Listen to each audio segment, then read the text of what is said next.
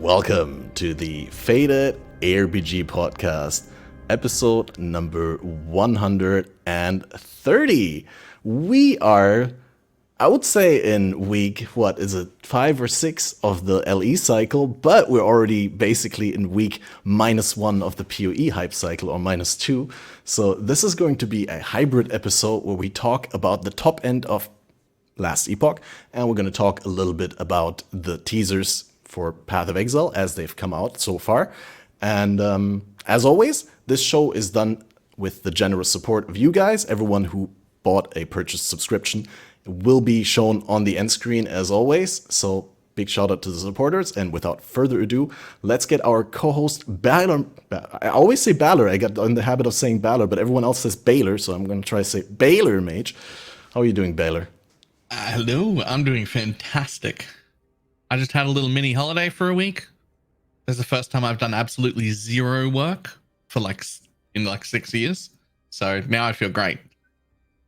Sounds great. And we're also joined by guests today. We got SnooBAE85 back here, who's been delving into the top-end gameplay of Last Epoch. Nice. Yeah, you can say that. Thanks for having me. Wait, Balor Mage? I've been calling him Balor Mage the whole time. I can't even tell the difference. Are you serious?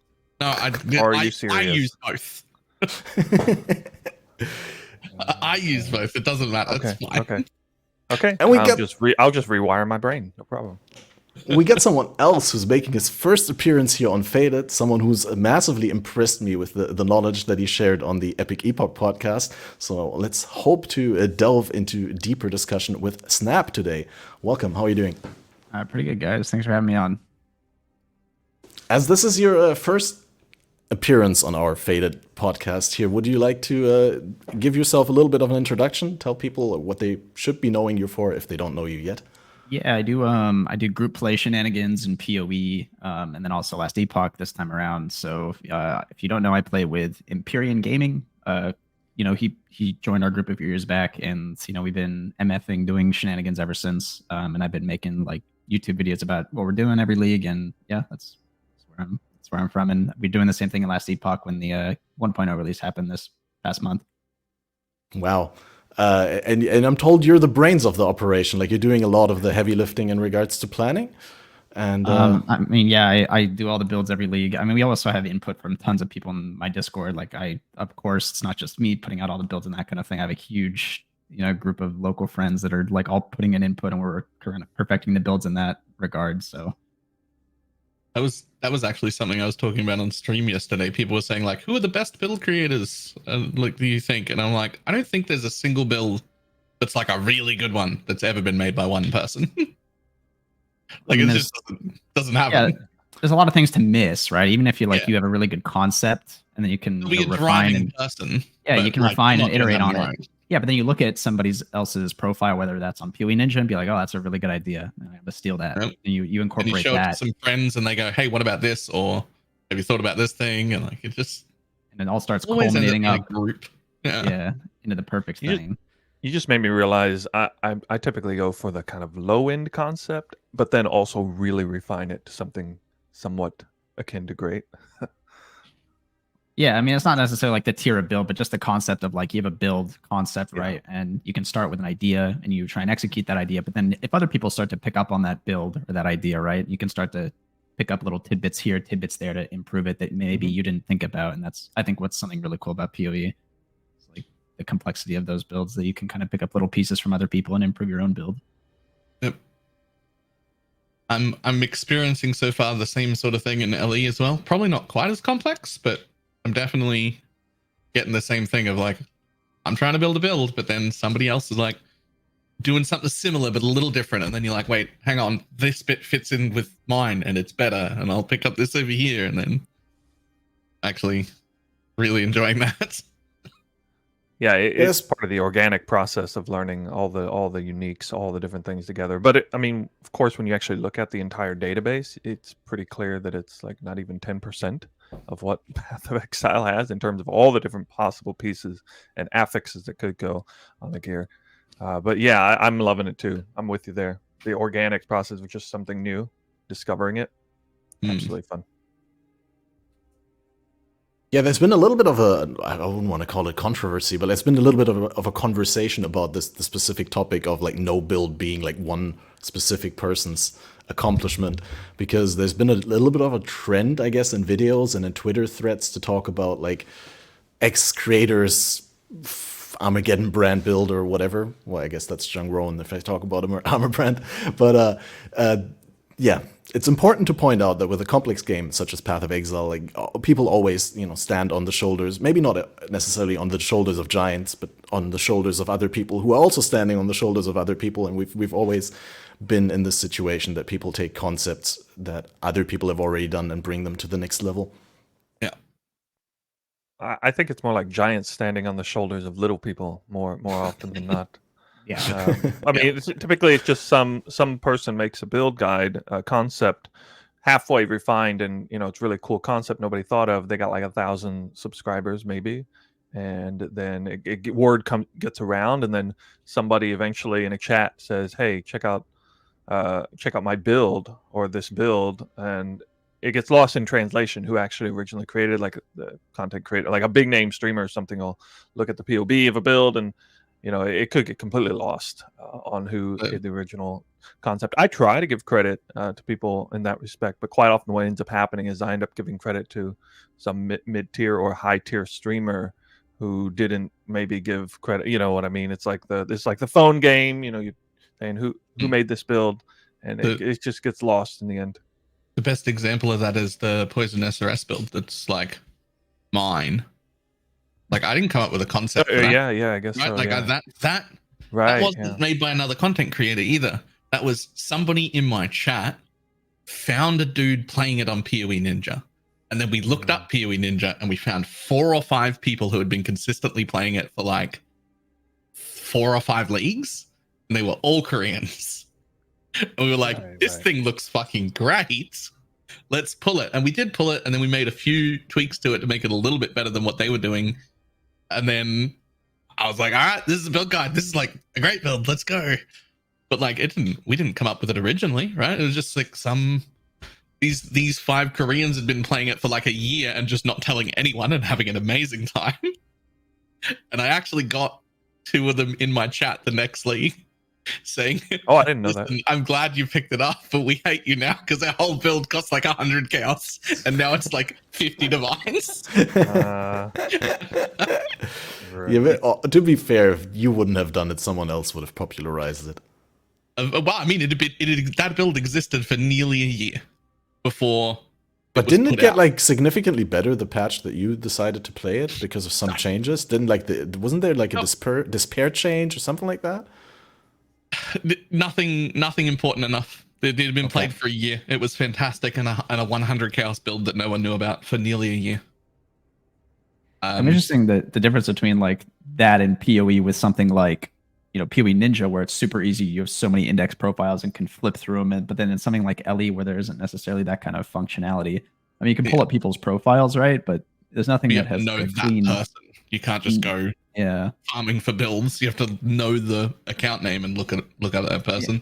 And I think to a degree that's going to slow down the evolution of builds a little bit in Last Epoch. I think in PoE the builds gets optimized so fast just because of that concept you guys are mentioning, where like somebody has an idea and they see and they implement some other concepts into it, and it gets more and more refined, and that causes builds to get super optimized really fast in PoE because there's so many people that can come together and start looking at every piece of the build and optimize it super quickly. But that's not necessarily the case in LE because it's not some sort of character index like PoE Ninja.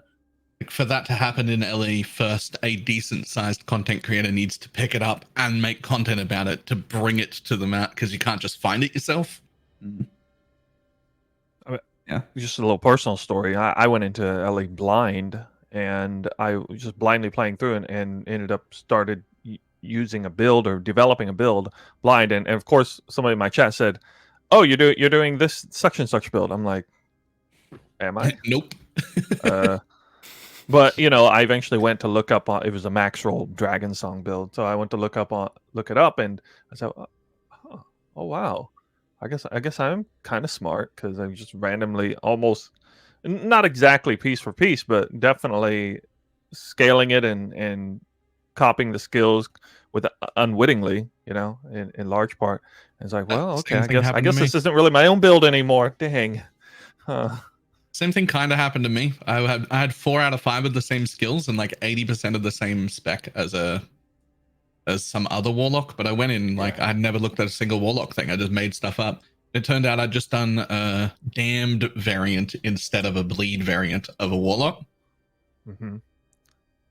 I didn't look any warlock build up until like level 95, and then I was like, this is very similar. At least it's not like D4 where there's so little complexity at play that you make your own build and everybody starts dogpiling you for copying X and X, like referencing what Catmaster said. Some streamer already made a build back in the alpha phase of the game, and there is just no opportunity to make a brand new build in Diablo 4 because there's no options for it. Yep. Yeah, there's a lot of choices in LE, but unfortunately, LE exists in a state right now where a lot of the choices are just bad. I don't know how else to say that. Like, they're just not great. But it suffers from that problem, and I'm sure like that'll just come with time. They'll iterate and refine on that for sure. But the balance right now is something else in Last Epoch, I think.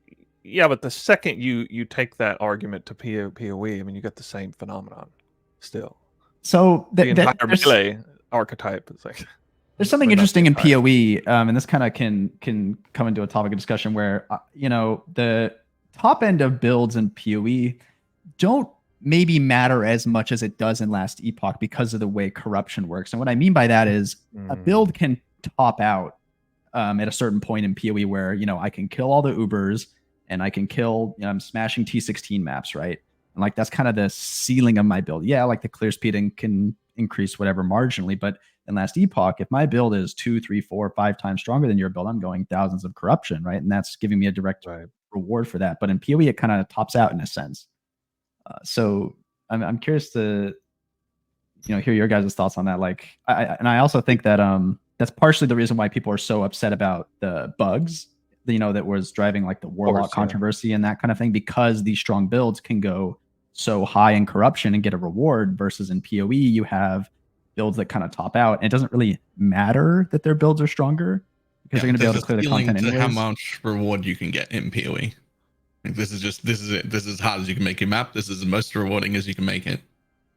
Well, Affliction League is a bit of a wow to what you're referring to, but don't worry about this league. when Uber, I guess when they revamped Delirium simulacrums, also that obviously raised the ceiling dramatically, so that way fewer builds popped out as you said. But I do agree with what you said generally speaking. And the people got a lot of problems with the scaling, outrageous amount of scaling with some of the bug builds. I guess they're getting on that. I saw just a post recently, they nerfed explosive ballistas radius in LA, which but pissed a lot of people off on the forums. Yeah, I feel like LE is just going to have a big problem going forward in regards to balance because of corruption existing in the game, right? If there's some really problematic broken build in PoE, like, yeah, you're going to go one-shot the Ubers versus, maybe killing it in 10 seconds with like a top-tier build. But in Last Epoch, if that build is taking you into way higher corruption than other people, like that's a serious issue, I guess. Whereas if that broken build exists in PoE, it's way less problematic, I think. So before we go too far into that, just in case, because there'll be a bunch of people who don't know, Snap, how high in corruption did your group get at the end? We stopped at 3,000, not because our builds were like failing. It's just we could not do the grind anymore. It's a lot of time, a lot of effort, and 3,000 was just like a nice stopping point. But our builds in the current state of things could probably go well into like 10,000 corruption if I had to guess. Just with how the builds were performing. How much playtime is that to get at that point to get 1,000 corruption further? Say it's around 50 corruption. It's like 50 to 70 corruption, I think, like every hour, something like that. So it's going to 3,000 corruptions, like a 50-hour grind ish. Oof. I'd be curious, since I made it to 1,000 corruption solo, so I got to see, the difference between like 100 to 1,000 in terms of the loot or whatever. What is the difference between 1,000 and 3,000 in terms of scaling of loot and the incentives to continue pushing? The one thing I did notice is I saw a lot more like double exalted items dropping, like not like an insane amount, but I just noticed them a little bit more frequently. That's one component of it. Exalteds, my personal observations was for uniques, I would drop, if I were to drop a unique, there's a much higher likelihood that that unique had like 1 LP, but a lot of the time it's just trash. So like I don't think that that was super impactful. And I think that's honestly the least impactful portion of corruption is how it scales the LP on uniques. And then the most noticeable thing for me was the gold, the raw gold that you generate from just pushing the monoliths. For example, the end chest, the highest amount of gold we got out of a single monolith chest at the end was 182k gold out of one chest. And you know, if you're doing a lower monolith like at 1,000, you might see 30, 40,000. So it's like at 300, you get about 20k. I think it is. Yeah. Or is it 2k? It has really, really high very variance. low. I don't know why the variance is so high on that. Sometimes I'm getting 2,000 and sometimes I'm getting like 200,000. And I don't know why that has such high variance. I never really paid attention to the gold I was picking up. It always seemed to pale in comparison to the gold to be made on the Merchants Guild. They just didn't sync up well. It's that way in every game that has gold. Anyway, it'll be that way in PoE too. I'm sure we'll not really care about the gold on the ground at any point outside of like the campaign, I guess. I definitely cared about the gold on the ground when I was pushing corruption the first like 2 weeks. I'd say like around half of our total income was from gold on the ground, including sales, including like everything. It was about half, maybe half the gold we were earning was just picking up gold out of the monolith chests and out of the echo bosses at the end. I think gold on the ground is actually pretty big in LE. It's just that unless you're really paying attention, you don't notice because you're not picking up 500,000 gold at once, right? You're picking up 60,000 as you walk through a map and 20,000 at the end from a chest, and then you run 12 maps and then you're like, oh, I've got all this gold. It just doesn't it doesn't come in one big chunk, so it's easy to miss.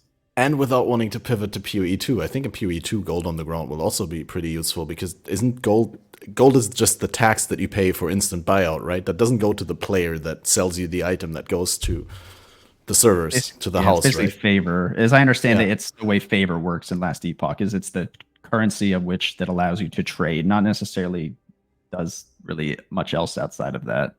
Yeah, so that what I'm trying to say is you always want to pick up the item on the gold on the ground because that's the only source of generating it in PoE 2. A little bit of a pivot here, but back to what Snap's saying, I think it's absolutely a really interesting discussion point. The never-ending scaling difficulty of a game in, Diablo 3 with greater rifts. I guess in D4 you have Nightmare Dungeons, and LE you got monoliths, and PoE seems to be the exception here without offering a sort of infinite scaling difficulty or like an arena board or anything like that. Elliot goes real hard on it, I guess, with monoliths and arena boards. Dungeons seem to be the only thing that cap out on the scaling as far as endgame content there.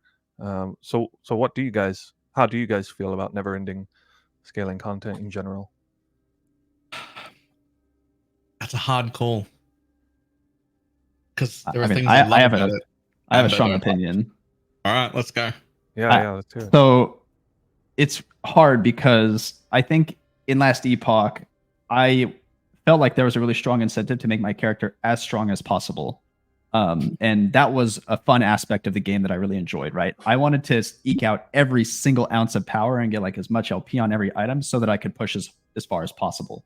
And that was one really fun aspect. The downside of that is the thing I pointed out before, where there are extremely problematic things in regards to balance, where if one build is outperforming all of the others, it's going to have a huge impact on the economy, which is a super, super negative thing. And I don't think PoE will ever run into that problem, because if there is a super powerful build, it's not really going to like skew the economy that hard, I don't think, relative to other builds, because most builds can obtain like a similar level of clear speed maybe, or something like that, right?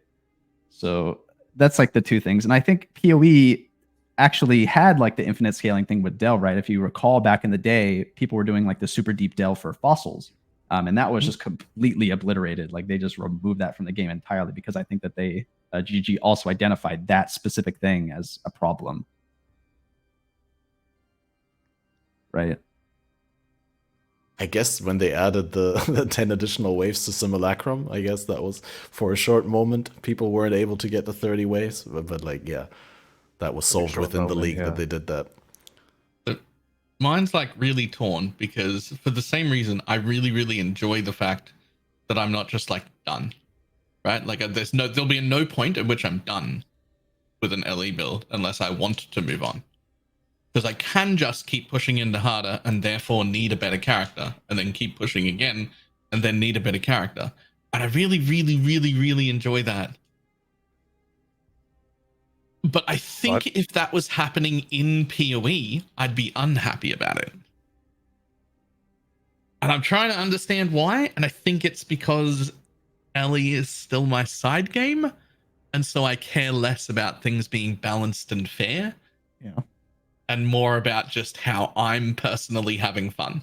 I think you'd care way more in PoE if a build was overperforming, if there was some sort of infinitely thing to scale. Because right now, like if I look at something, if I remember back to Crucible, like the exploding totem thing, it's like I didn't really care that this existed because yeah, it's strong. Like yeah, you're one-shotting everything, but like in the grand scheme of things, it's not 20 divs, you can kill that Uber boss in 15 seconds instead of 1 second. So it wasn't really, it's still the same boss, right? Yeah, exactly. Yeah, but you're not making 3 times the money. But in Last Epoch, that can cause inflation because these builds are going so much higher into corruption, and you're getting raw gold gain from being in that aforementioned high corruption, and that in itself is just causing massive inflation, where in PoE that doesn't really happen.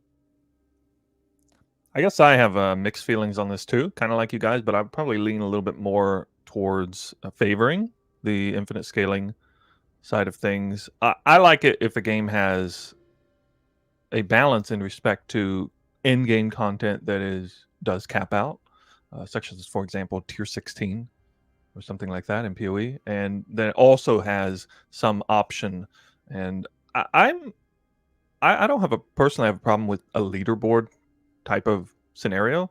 It doesn't have to, but I'm with Balor as far as enjoying the carrot on the stick. You know, the carrot just keeps moving whenever you have infinite scaling like that. I very much enjoyed Affliction League.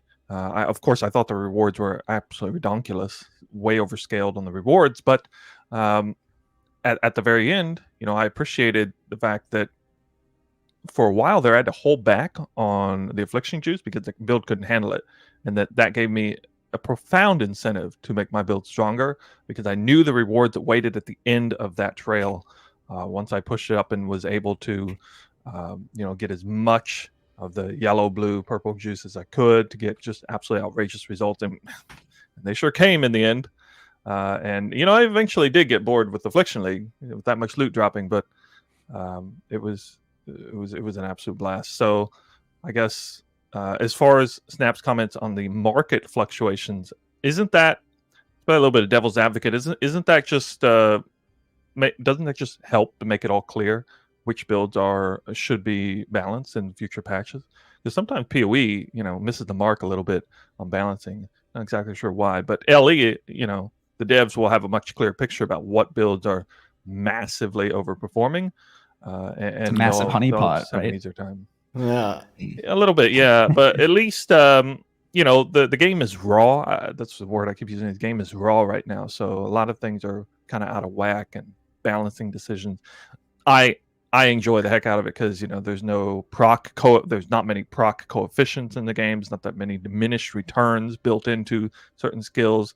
Cool internal cooldowns. There are some obviously already implemented. But if I may hook in there, what is a proc coefficient for those of you, for those of us who are not ARPG? All right, so technical. Yeah, for example, back in Diablo 3, I used to play a Whirlwind Barb with a bunch of life on hit, and I was able to stay alive because I just had an outrageous amount of life on hit and was spinning around really fast. A proc coefficient makes it so that the procs either happen a little bit less frequently than they should, or that the amount of life return is diminished with each hit. So the proc has its own built-in number. So, for example, life on hit so that with a the faster ability grants you less life on hit than life on hit with a slam ability that would be a slow hitting slam. You get all of the life on hit on a slow hitting slam. You get a tiny portion of it on a whirlwind hit. So that makes that takes some fun out of the game. I think you could say it's a good adjustment in terms of balance, but that's something that Diablo did very heavy-handed back in D3 at some point back in the vanilla times of the game, and absolutely ruined a bit of fun on my end. So it's something I'll never forget. But I guess I'm not sure if PoE does that sort of thing yet. So not that I don't think so. Nothing like that. I guess I didn't realize how like old of a balance concept that is. Do you think that this phenomena that I'm like talking about, where people care more about like the unbalanced or strong builds, was happening in a microcosm in Affliction? Because Affliction really did push the boundaries of how good your build needed to be to actually clear the top pinnacle like mapping content. I'm wondering like if you guys are like agree or disagree with the sentiment that like the community cared a lot more about like these builds being problematic or stronger than all the other ones because Affliction raised the difficulty ceiling of mapping to such a high degree.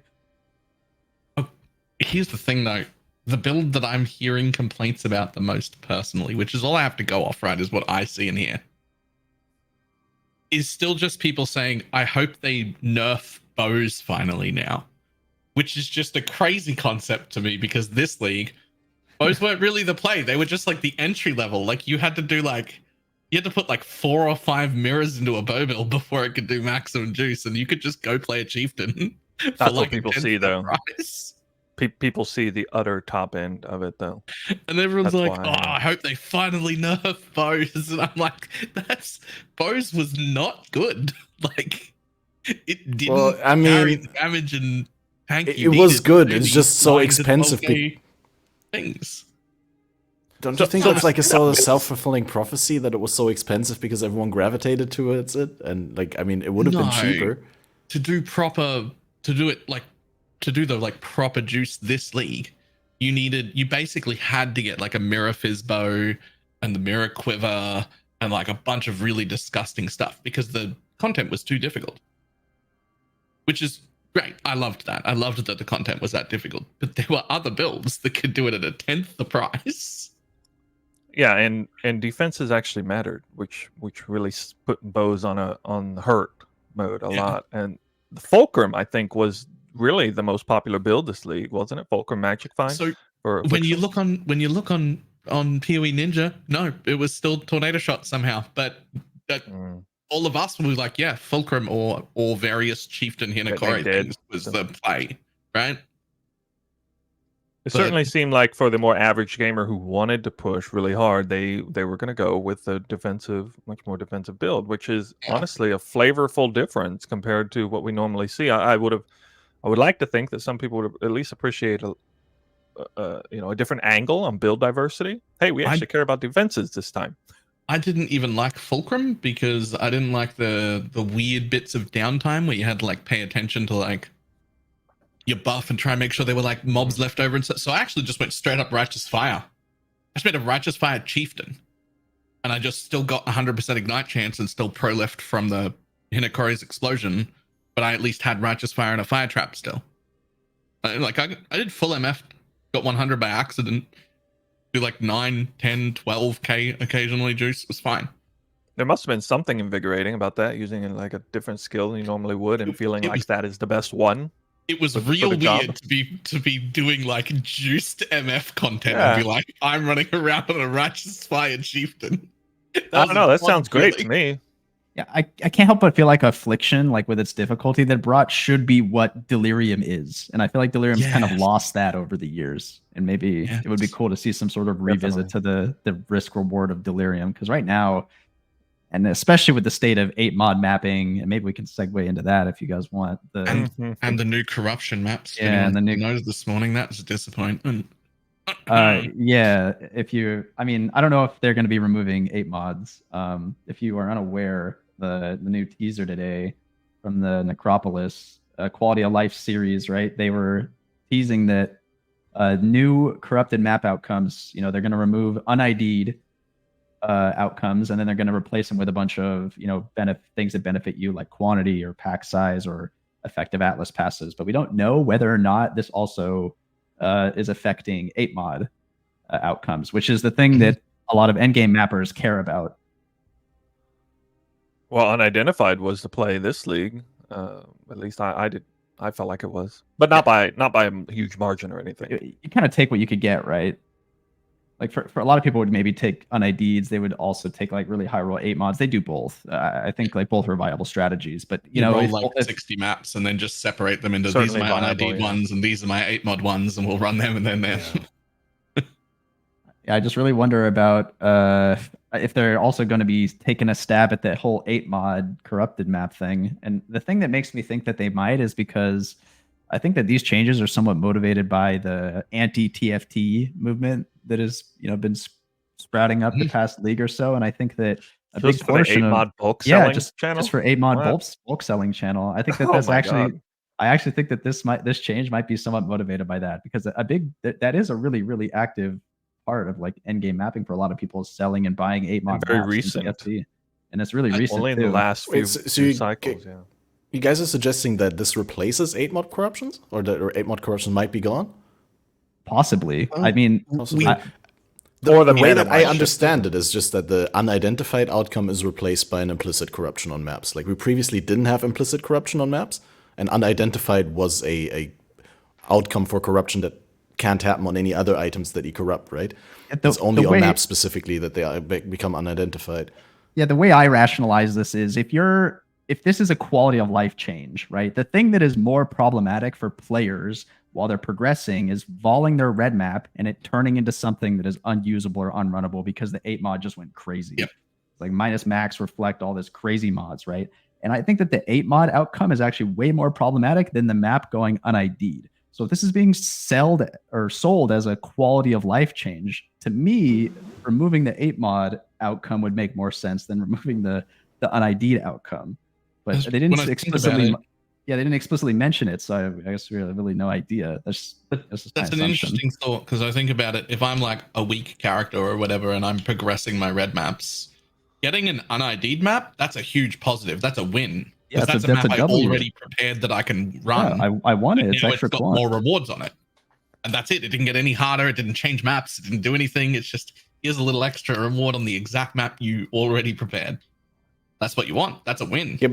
But if this replaces unidentified, that's exactly the same, with, I mean, the exception that you don't get the flat 20% quant from running an unID'd map in your map device, but you get either 10% quant or 10% pack size or 10% increased effect of your Atlas passes, which may in some situations be better than what you would have gotten otherwise out of unID'd. And if I understand correctly, this implicit corruption also doesn't re-roll the map, right? You'll still keep the same explicit mods. Yeah.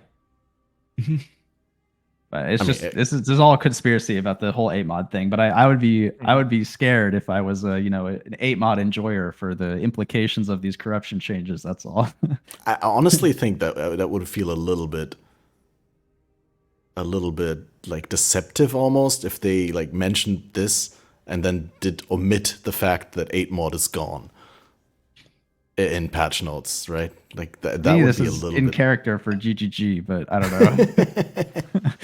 Fair enough. I am an 8 mod enjoyer, as a matter of fact, for sure. Yeah. Make a video on it every single league. It seems like how to farm more 8 mod maps most efficiently. But my approach on things like this is GGG will set the parameters, and I enjoy the core game. Whatever the parameters are is what will happen. I will run as fast as they will let me run. It doesn't mean I enjoy flying across the screen in the blink of an eye. It just means that I will, hyper optimize the maps and the strategy and the build to whatever extent it will. And I've, pivoting back to Last Epoch a little bit, I've said this on stream. I honestly couldn't believe the words came out of my mouth, that I actually enjoy the Last Epoch build I'm playing more than any build I've ever played in PoE or any other ARPG past. And that has a lot to do with me trying to optimize a build and just authentically enjoying the speed and the pace and the abilities and the visceralness of the build and everything, and just how it plays, matching the archetype is exactly as how I would like to see it. And, kind of unwittingly, like you don't really realize, if I could just invent a build out of thin air, what would I like to play the most? And Last Epoch, the build that I've played, has hit the mark closer than anything else I've done. I mean, we're talking like Blizzard Sorceress, Hammerdens, Whirlwind Barbs, Static Monk, Twister Wizards, tornado shot, lightning arrow, poisonous concoction. I mean, toxic rain. Every single build I've ever played in 30 years of ARPG games. I mean, that is obviously a high compliment. Probably the best thing I like about the game. Do you think that's like particular to the build that you're playing, or do you think that also has to do with the way that Last Epoch the skills, the way they link up? We can talk a little bit later about how Last Epoch, in its skill system, it does something that I wish PoE would do, which is transforms other skills based on certain things. Like for example, explosive trap can be transformed into an arrow skill. And then it can then proc detonating arrows and stuff, and just weird things that seem very wacky, but actually makes for some really interesting gameplay option and thematic choices that kind of make sense. You know, if you're a marksman, you want to transform your throwing damage ability to scale off bow damage instead, and the skill looks different, it feels different, plays different, does different things. It's not just about transforming the element over to another thing. There's some seriously major transformations in there. And PoE doesn't have a lot of that, actually.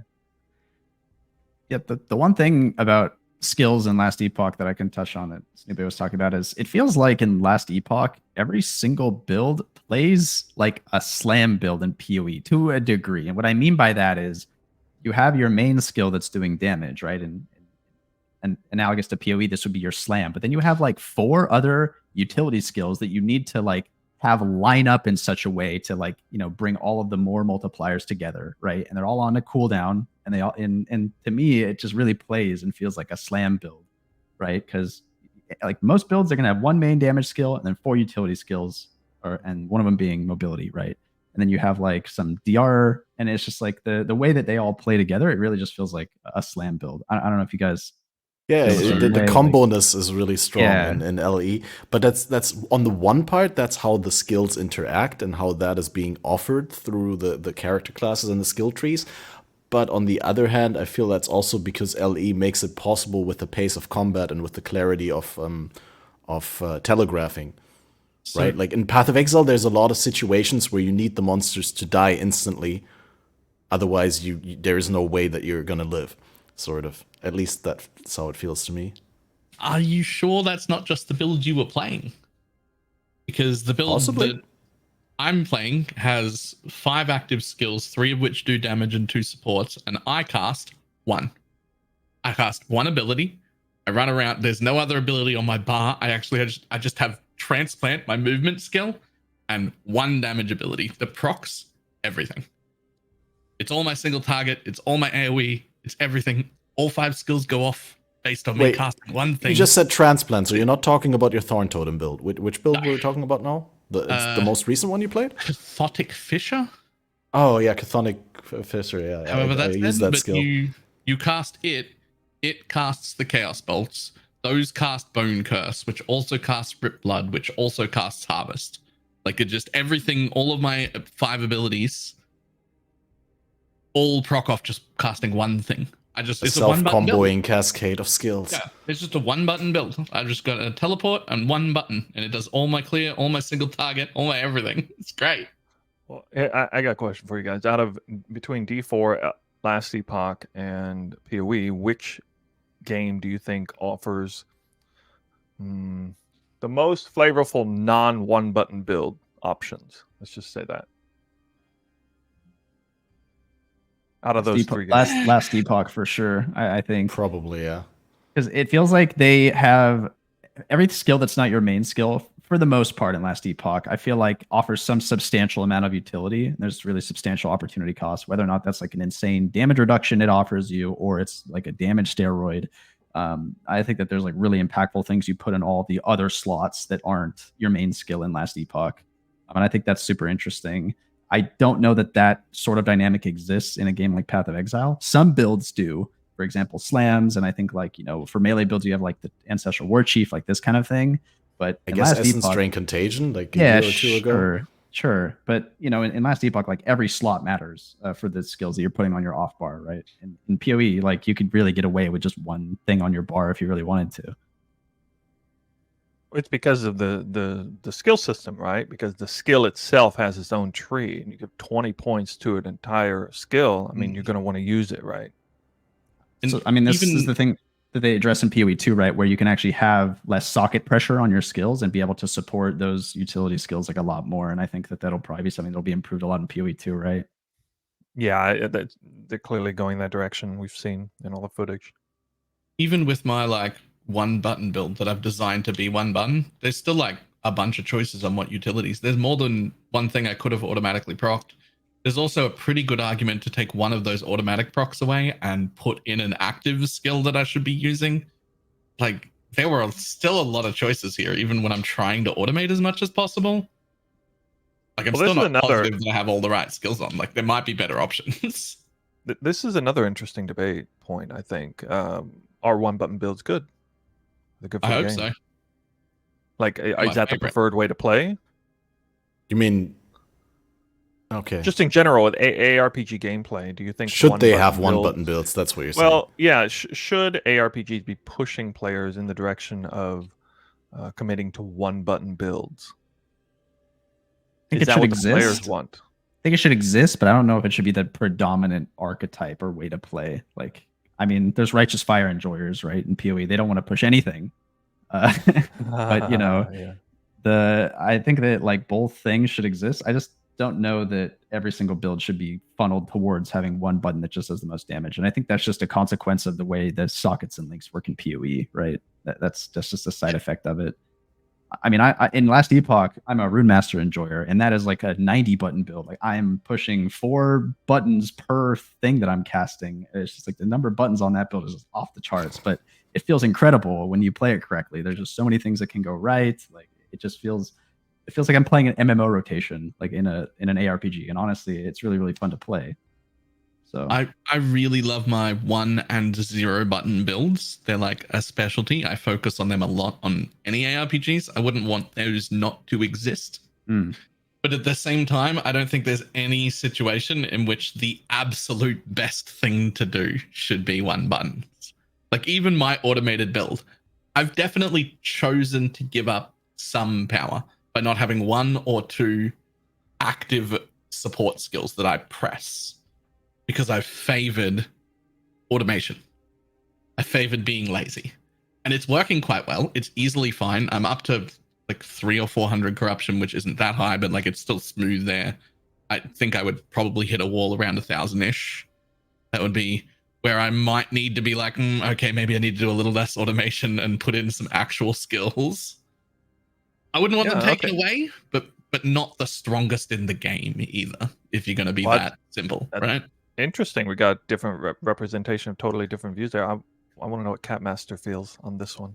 Oh, I'm pretty sure, like, I'll probably just mirror what Balor says. I didn't pay full attention to when you started talking, Balor, so I only got the last sentence. But yeah, what I would probably say is I think it should definitely be an option. I think, like, customizability of builds, also to the extent of how complex do you want your build to be, how complex do you want the moment-to-moment gameplay in your endgame route loop to be.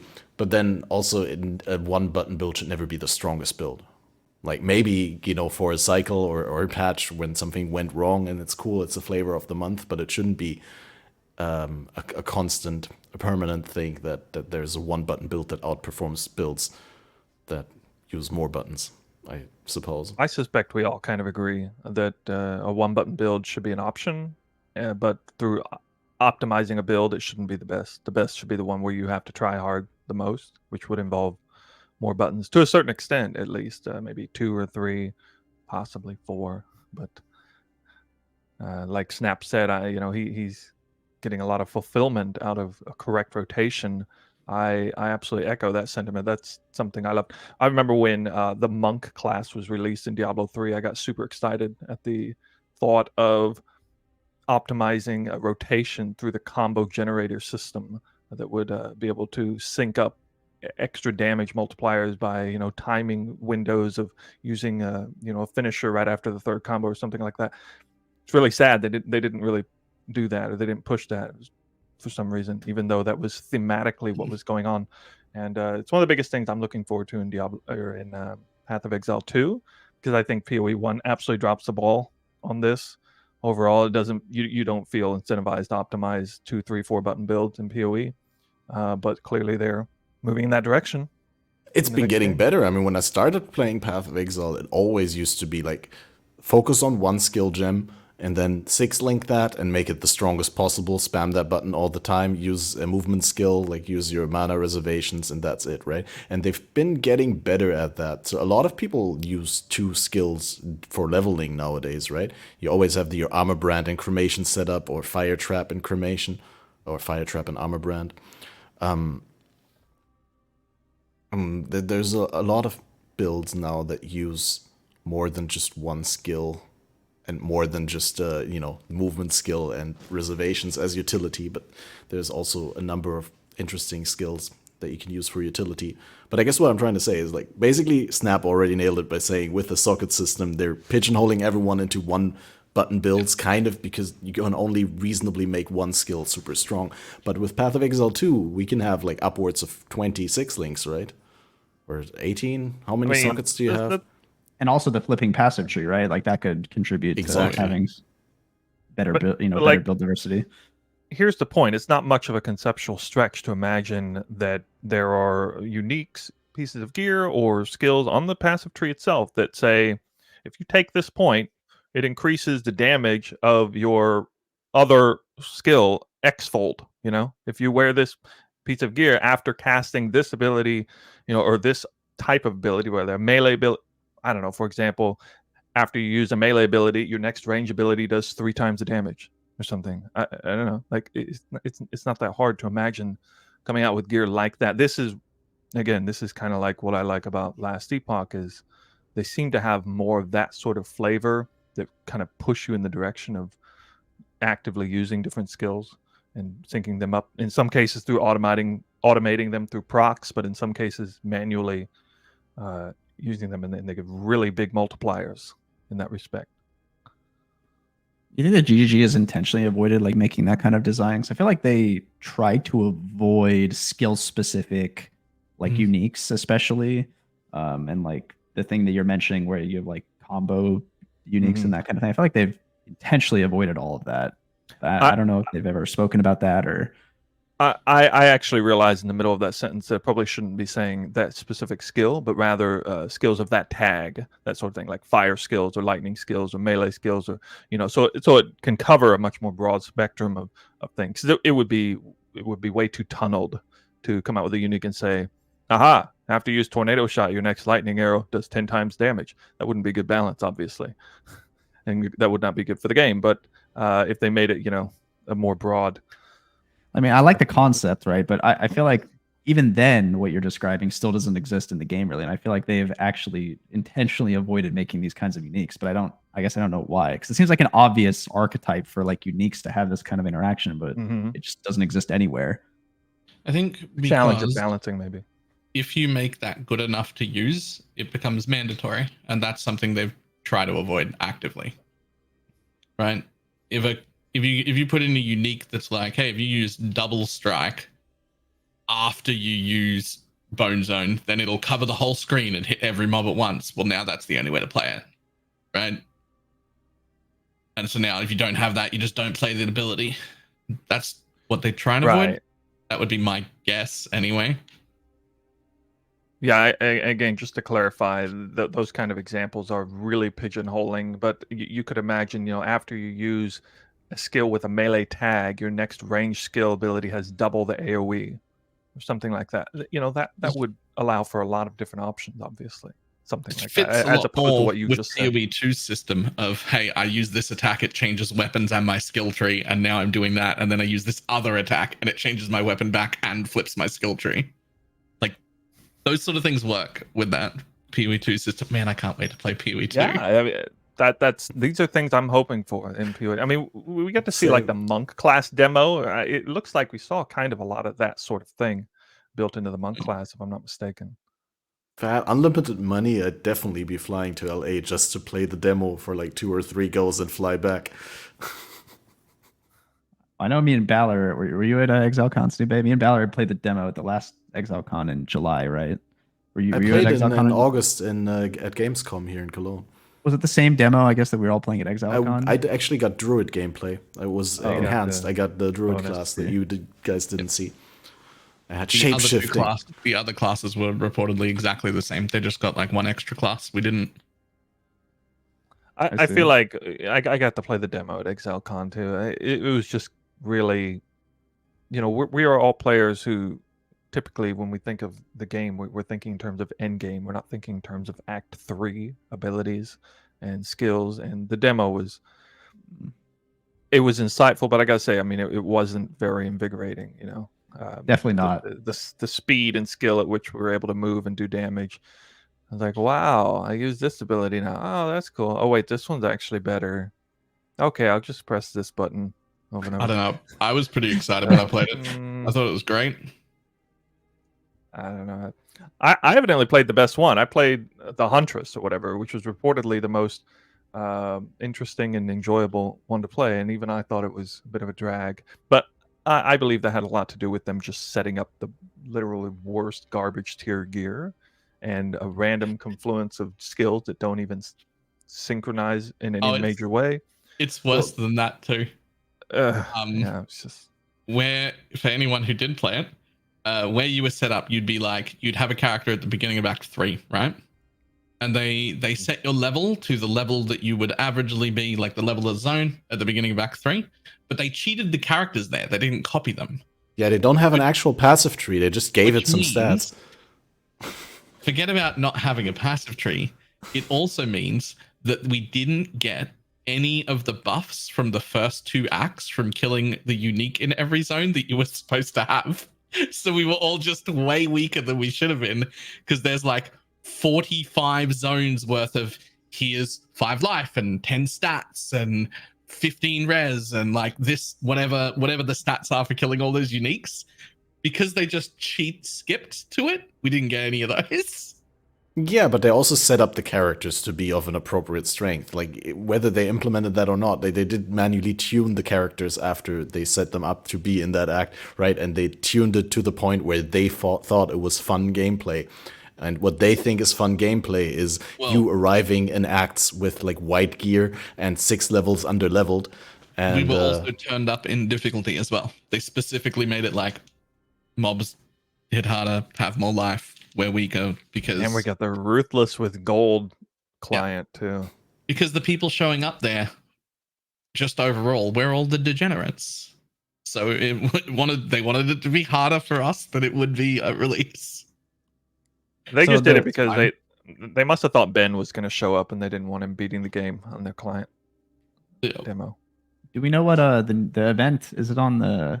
It's a couple days from now, right? Do we know anything about like what they're showcasing? Is it going to be a live event? I actually don't know very much information about. It does say GGG Live on the teasers, right? They did rename their format where they previously said reveal stream or whatever they said in the previous cycles. Now they're actually saying GGG Live on the 21st. But yeah, what do we know? I think. So they're doing the Necropolis reveal stream alongside, I guess, a bunch of like streamer content interviews, whatever that they've flown out there to LA. Is that, I'm assuming, the event that they're doing? I think, from memory, but I don't know if they posted that. I don't think there's anything live. I think like tons of stuff is getting recorded and it's all going to get posted. And all the content creators that got invited will be doing recordings, but not live stuff, and then be able to post interviews and stuff. I see. So they're just pre-recording a bunch of stuff. I see. I would get in the plane tomorrow if I got invited. I want to go. Let me in. Yeah. Sounds like none of us were. No, I don't think any of us. We didn't get the golden ticket. No. I mean, I don't know how this invite process works. There's some jokes in my personal Discord about like who's getting invited, who's not getting invited, this kind of thing. It seemed to be a little random. Well, I was under the impression it might have been a little more on the focus of cross-pollination. There's a lot of cross-pollinating going on right now. So other major content creators from different games or who are more associated with different games. There's also people invited that aren't content creators, or don't have a YouTube/Twitch presence, and or haven't played the game in years, that are also invited. So it's just the selection was a little strange to me. That's all. Oh, you mean like PoE OGs? Yeah. I'm used to that. I've seen that the whole way through since I joined in Ultimatum League. Yeah. A lot of that decision will just be how expensive is it to get somebody there, right? Possibly. Like if you live in LA, Show up. well, we don't have to pay for your flights, and we don't have to pay for your hotel, and we don't have to do anything, which means the cost of getting you there is practically free. So you don't have to be huge in value to like be worth coming, right? It's true. Whereas if you're me in Australia, if I'm going economy, it's like nearly $2,000 just to get to LA and back, and then a hotel. Am I generating that much money? Probably not. Am I generating that amount worth of hype? Another $2.5 grand for hotels. Suddenly you've spent $5 grand for me to come over. It's probably not worth. You're worth it, Balor. Don't sell yourself short. Wait, what you're saying know is if if you LA is lived in worth the it. States, you would have been invited.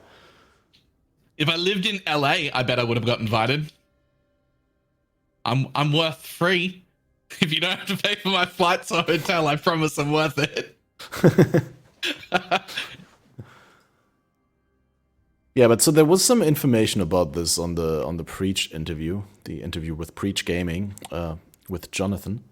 And I think they said that Ranger will be showcased, and they'll showcase the melee with WASD movement. I'm actually excited for that. I was so confused when I saw the Ranger trailer, because the trailer they released, it's like a 10-second clip, and all it is the Ranger shooting like one arrow. I'm like, that's the whole clip. I was like, what is It's this? like 3 arrows, but It's just like, okay, cool. It's But, just yeah. to show off the movement, which You know what I found really weird? Like the Ranger walks like with all this tension, like a sort of SWAT team storming a building or something like that, back and forth and walking backwards with the back to the tree and all that. And the entire time she has the bow on tension, right? And then the monsters come up to her and she wants to shoot a lightning arrow, and then she pulls the bow back again before she shoots. It's like, wait, what? It was pulled back the entire time. Just release it instantly. But maybe I misread that. Wait, I'm gonna bring it up on stream. But yeah, in general, how you guys feel about the WASD movement? Is that something that you guys are into? Have you played WASD? I believe like the first time I played a top-down game like this with WASD was Deep Rock Survivor. And I don't know whether I like the idea of doing my ARPG on WASD in the future. I heard Jonathan say in his interview that all the guys in the office swapped to it. That was Yeah. I was surprised to hear that. So that makes me think, and I know at least some of them are real gamers. So especially when he said he and most of them didn't expect to be using it personally at all. yeah. And then over the course of a month or two, they were all changing into it. And he's like, that's really surprising how good it is. And I'm like, well, yeah, I'll give it a go. Yeah, I mean, that was probably the biggest sales point right? I could have gotten from that. Yeah. I've had other people in my personal like sphere of gaming that are like they're gamers, whatever, and they just say they won't play PoE because it doesn't have WASD movement, and I just find that so bizarre. So it must be like this is like a really highly requested feature, at least for some demographic, right? So I think it's a good thing that they're adding it. The curious thing to me that you also mentioned is that there's some people internally in the office that just now love WASD movement after playing with it for a while, which I find fascinating. I really am curious to see how that plays out. It might be one of those you don't know what you don't know until you know it kind of thing. Yeah, I fully expect to fall in love with it myself. I'm trying to imagine like how do you actually use your abilities though if you can't press 1, 2, 3, 4 or whatever with the mouse buttons then, right? Well, why wouldn't you be able to push 1, 2, 3, 4? You've got more than one finger. Well, right? I mean, you got your fingers on WASD, right? And then you have Q, E, R are very easy to push, and then you have like F, all the buttons around Q. Like, isn't that how you play WoW right now? It's like 18 million hotkeys and your WASD movement. WoW in forever. I did have one of those mouse buttons I had on the left side of like 16 buttons or whatever, but I didn't enjoy that. No, I'm still doing the 1, 2, 3, 4, just like we did back in D2. On a lot of the abilities, not all of them, but Yeah, I guess so. QE, they're pretty close.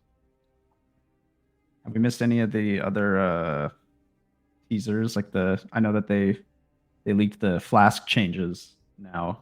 Is there any strong thoughts about that? The Ellie flask changing from reduced damage to max res. That one's interesting. My first initial reaction when that happened was a visceral no, please. Oh my God, how dare you nerf me? And I looked at the chart. There's a little chart on Reddit of like how the damage reductions work at different various levels. And I realized the area that I normally build builds in is like heavily in the red. Like you're going to take like 40, 50, 60, 80% more damage. The area I normally build Pathfinders in. But after a little bit of thinking and working around it, there are areas where it's better. There are a lot of areas where it's better and a lot of areas where it's worse. If the flask is the thing that gets you to 90%, then it's totally worth it. Something else that I thought was curious was in today's teaser with the map corrupting. There was a Pathfinder with a Mage Blood, and this character has 2 Nebuluses equipped, and it's so presumably it's capping res with Mage Blood with the flask, giving you a bunch of all res, and that's running around with 2 Nebuluses. I definitely think that's some archetype we might see in this upcoming patch.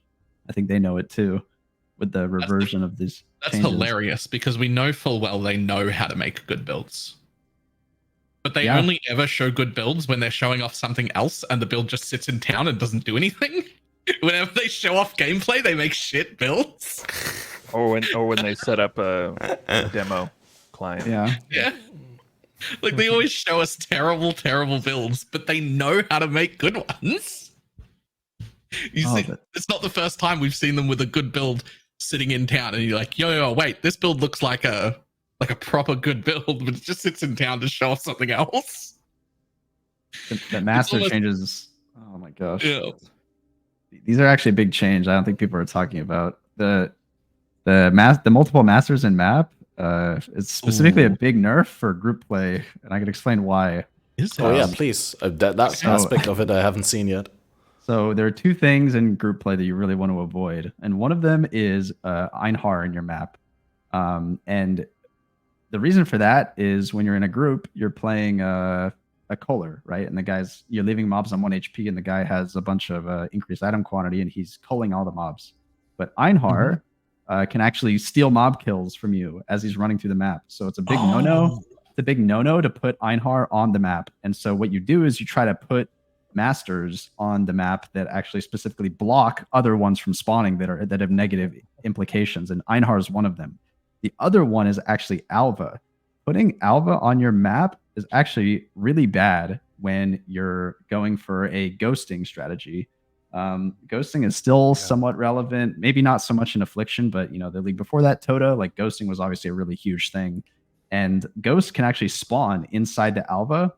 And when you're running a ghosting character, it's obviously really hard to know whether or not your ghosts have spawned in the Alva. So it's not great, to have potentially Alva spawning on your map, which is bricking your ghosts, and then also Einhar spawning on your map, which is potentially bricking your culling setup. And now there's really no way around that. They're just going to spawn no matter if you block it or not, and they can potentially be bricking your map. And so just for solo Alva, the Alva thing still applies. Yeah, for solo players. Yeah. So I don't know how relevant like ghosting will be in like high-end mapping, magic finding, this kind of thing, but it's definitely something to keep in mind. That I suspect it'll be a bit of a stretch, probably one of those things that I might do, but virtually nobody else will bother with. Yeah, I mean, there's also the thing to mention that these masters can take up.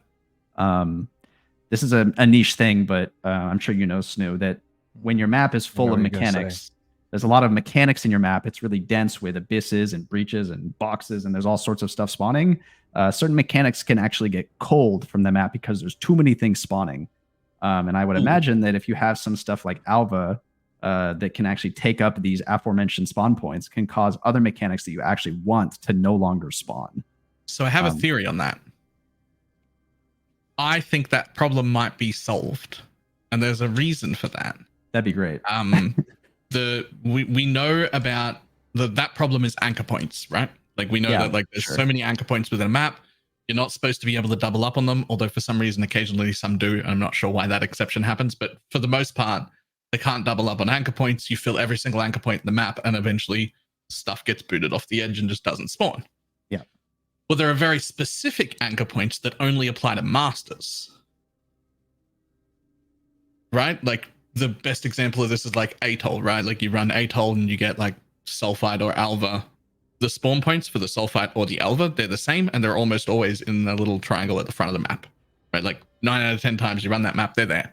They're always there. But there are more spawn points on that map, way more. You can put breaches in there, they spawn everywhere, right? They have their own spawn points that are like, these are the ones. Well, if they've given us the ability to have Alva and Nico in the same map, they can't take the same spawn points anymore, which leads me to believe that something that's happening at the same time as this is they're fixing the like spawn point location lock amount. I don't know what to call it, but like that. Yeah, I wonder if you could get some really. I think is solved. I wonder if you get some really funky spawn locations, like if you, for Sexton's on example, if you force spawned, Alva with Nico, if you could like force a node to appear in a certain spot all the time and have some sort of benefit that way. I wonder if that would be a thing, but yeah, maybe it's something they've addressed in the patch. But there will probably be some funny business on that. Yeah. So, I mean, it's interesting. They kind of introduce a change that may seem sort of innocuous to some people, like, oh, yay, multiple masters can spawn, but there can be like some really crazy implications of that kind of thing in the game. I still remember running June on, for some reason, I was running it on Ancient Temple, I think the one it is, and if the fortress spawns, it will like create a whole separate island out in the middle of nowhere. Like, you almost can't even find it until you find this tiny little walkway that you have to walk across it, and then the massive fortress is like, I mean, it's like way off the map. Kind of weird stuff. So, I mean, something like that might be what we see a little more of.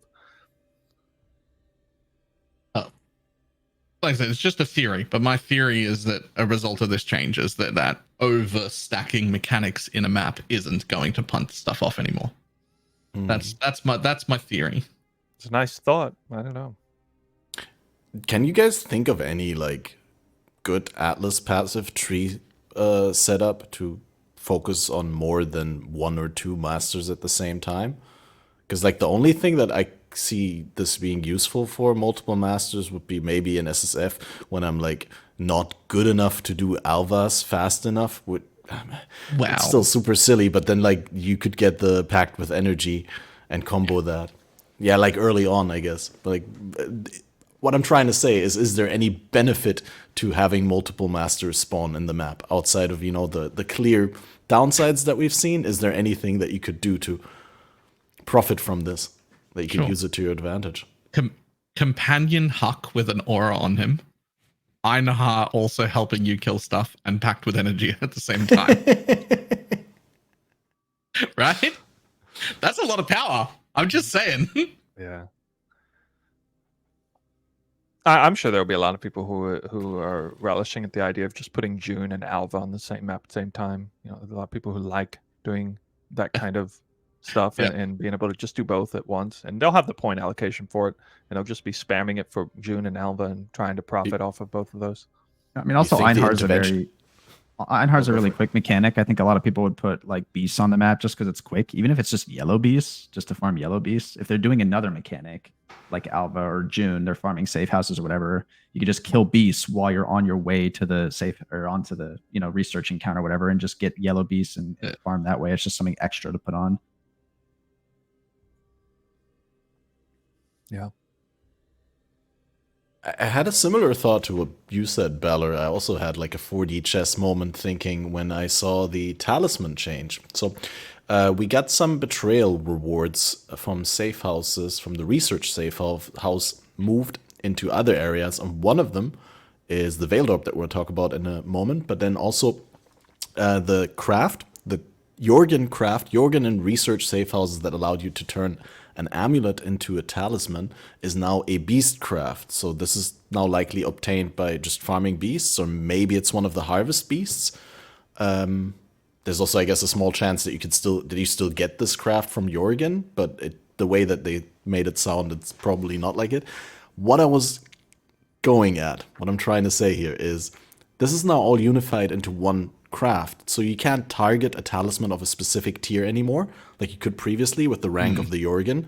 So if you want to, and I know most of the talisman bases are useless, but there's still the increased attributes that some non-omniscience stat stackers use.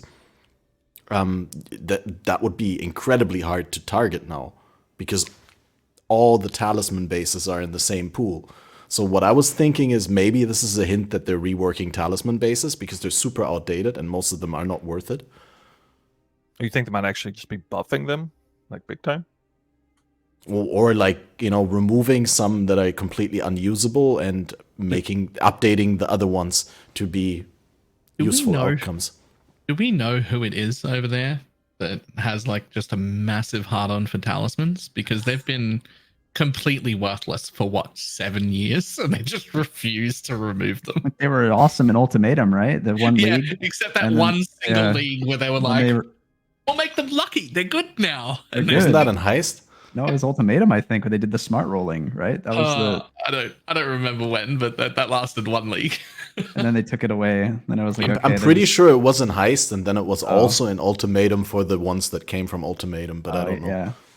Yeah, imagine you put your amulet in talisman, it just automatically brings every single tier of what you have to tier 1. I'd use it then. Like I'm just saying, like it was time many years ago to just get rid of talismans. It's a failed experiment. It's not good. It's worthless. It doesn't add anything fun. It sounds like it's something that's just viable for SSF, like early gear progression, I guess. Like they talk about removing bloat, but like talismans, it's like the most useless thing we've had for years. Just get rid of them. Well, that's why I'm saying, like, this change would make zero sense if there's not at the same time a change to the talisman bases and their overall value in comparison to other implicits and synthesis implicits, right? Because it already was a super niche use case to turn your amulet into a talisman, and now if it's a 1 in 20 chance or 1 in 15 or so that you hit the base that you want, then you might as well just not use a talisman for those stat stacking builds. So really, like, this change needs to be accompanied by other changes, otherwise it's just never going to be used, this craft. I think high-end players will actually look towards these talismans specifically for quant amulets, because now it's tradable. You could feasibly get a bunch of these beasts collated onto one, character and slam a bunch of quant amulets to try and get a quant implicit. It's definitely something that I think some people will be doing. I'd do that. Fair enough. It's just one thing that comes to my mind immediately. I'll buy up like 40 quant amulets and just be like, all right, I'm going to be so you can slam influence amulets with it? I might have missed that part. I mean, I don't think we know the answer to that. I think you should be able to, but no, if it works like previously, it doesn't. The answer is no. But what you can do is get the same amount of quant, a 10% quant from the implicit. From a good base. Build a really good amulet. Yeah. Isn't a quant amulet, and then throw that 10% quant on it. I mean, that's probably because the quant affix is insanely rare to get, and it'd probably be easier to roll it into a talisman than it would be to actually get the quant affix on it in the first place, for the most part. So. Yeah, but you're right. Definitely it being tradable and you're being able to, like, just spam 200 in a row makes it much more likely that people actually use it for that, instead of, right now having to buy Jorgen after Jorgen or running your own syndicates. TFT really is it's the remove things that are useful or traded in TFT League, and that's kind of the theme that I've kind of identified here, right? I mean, they explicitly said that they're going to design stuff out of the game that is necessary to be used in TFT, right? And this is one of them. Yep. Yeah. And another one of them is the change to the Veiled Chaos Orb, which has dropped the Chaos and is now just the Veiled Orb. And it does exactly what the Iceling Slam did before. And I've seen some confusion around here. I don't think it's reasonable to assume that we still need to find out how this interacts with prefixes or suffixes cannot be changed meta mods. Some people said that that's something that we need to still find out. I would assume that this works exactly the same as previously. It'll work. It'll definitely work exactly how you expect it to. Because otherwise, I'm wondering if you guys think this is like overblown or overwrought. The hysteria around, oh my god, it's going to be so rare. It's going to be like a new commodity. People are going to be just purchasing Veiled Orbs and then selling them at a massive price hike later in the league. So this change is not to limit our ability to craft. This change is designed to not need TFT to craft them anymore. And if that's the case, they shouldn't be that rare. They're from killing Katarina. You have to do the whole safe house and go kill Katarina to get a thing that at best is, in the best case scenario, is like a 50% chance for success, right? Historically, though, they've always removed some amount of accessibility to these kind of items when they make it tradable or itemized. Always, yeah. Right? And if you look at the precedents, they've always made it rarer when they made it more easy to access. How much rarer do you think, though? Obviously we have no idea, but I don't think it's a stretch to say that this is going to be less available than before. So what do you think? How many Katarinas for one Veiled Orb on average? Like, because if it's 1 in 4, it's going to be fine, right? I mean, right now, let's just say that trading through TFT is a non-issue. Very easy to do. We're comfortable doing it, right? Let's just say that. Well, now it's 100%. Every single time I build a Katarina, there's an Ashlink for me to use. So, if the goal is just, we're just trying to move things away from TFT, make them tradable in game, then I see no reason for it to be any less than like 50% drop chance. Because they're already tradable. They're already tradable, and this wasn't to make it. Well, Harvest was already tradable, right? Harvest was technically tradable. I could give you my item, you could service it and give it back to me. It was tradable in the way that you're saying, and then Harvest goes itemized, and now look at what it is now versus before, right? So I think the idea in my head, at least, is that the purpose of these changes is very, very clearly, how can we move stuff off TFT and move the requirement away from that and let people not have to do that? That it seems very obvious that that's what they're doing, right? Yet the Aisling craft still exists. It's still going to be there, right? What? Well, no, this is Aisling. This is the Aisling craft. No, and that's the thing. Like, the rewards have been removed for Aisling and Betrayal in Research Safe House, and for Jorgen and for Hillock. Right. You know what they're replaced with exactly? Or no, that's what I'm aiming at. Is there's going to be new rewards for those positions in the Syndicate. With the thought in mind that the goal of these changes is just to move stuff off TFT to make it not necessarily more accessible, just accessible without having to go to a Discord server. I don't see it getting received really well if suddenly it's a 5 or 10% drop rate, where I have to spend 4 or 5 hours trying to farm one of them. I mean, that's not going to be. I agree with you, Balor, but historically, that's just never how it's played out. I think, like, you can point to Harvest. I agree, but I think the reason for those changes in the past was a different reason. Okay. The goal was different, right? I mean, that's this fair. a specific goal of let's move things off that Discord server. And so maybe I'm copium over here. Maybe I'm wrong. And we can also talk about the side effect of, the Veiled Chaos getting the boot and like the implications of that. Yeah, that was one of the follow-up questions I had. That's a way bigger problem for me. That's a way bigger problem for me. What problems do you have with that? Well, I use those all of the time. Yeah. To catch up on Veiled mods. Many Veiled Chaos Orbs in like basic and mid-tier crafting. They're not used that often in like top-end crafting. Not that often. Not compared to like just average like lower level pieces. I use them like very, very often on like low and mid tier pieces. Yeah. Where did that go? Where did that go? Well, I hope that's getting replaced with something. I hope I'm still getting the ability to do that. What the Veiled Chaos Orb currently does right now. Nah, I think they specifically want the Veiled mods that drop on the ground to meta more. Like that people aren't just filtering everything out that drops on the ground from Betrayal except for NPC-specific mods, but that people are looking at the mods a lot more, at least early on in the league, trying to itemize and trying to gear their character for maps. But yeah, like definitely stuff like, I have triple resist boots and I just lock the suffixes and throw a Veiled Orb on for a chance to get one of the movement speed unveils on them. That's not possible anymore.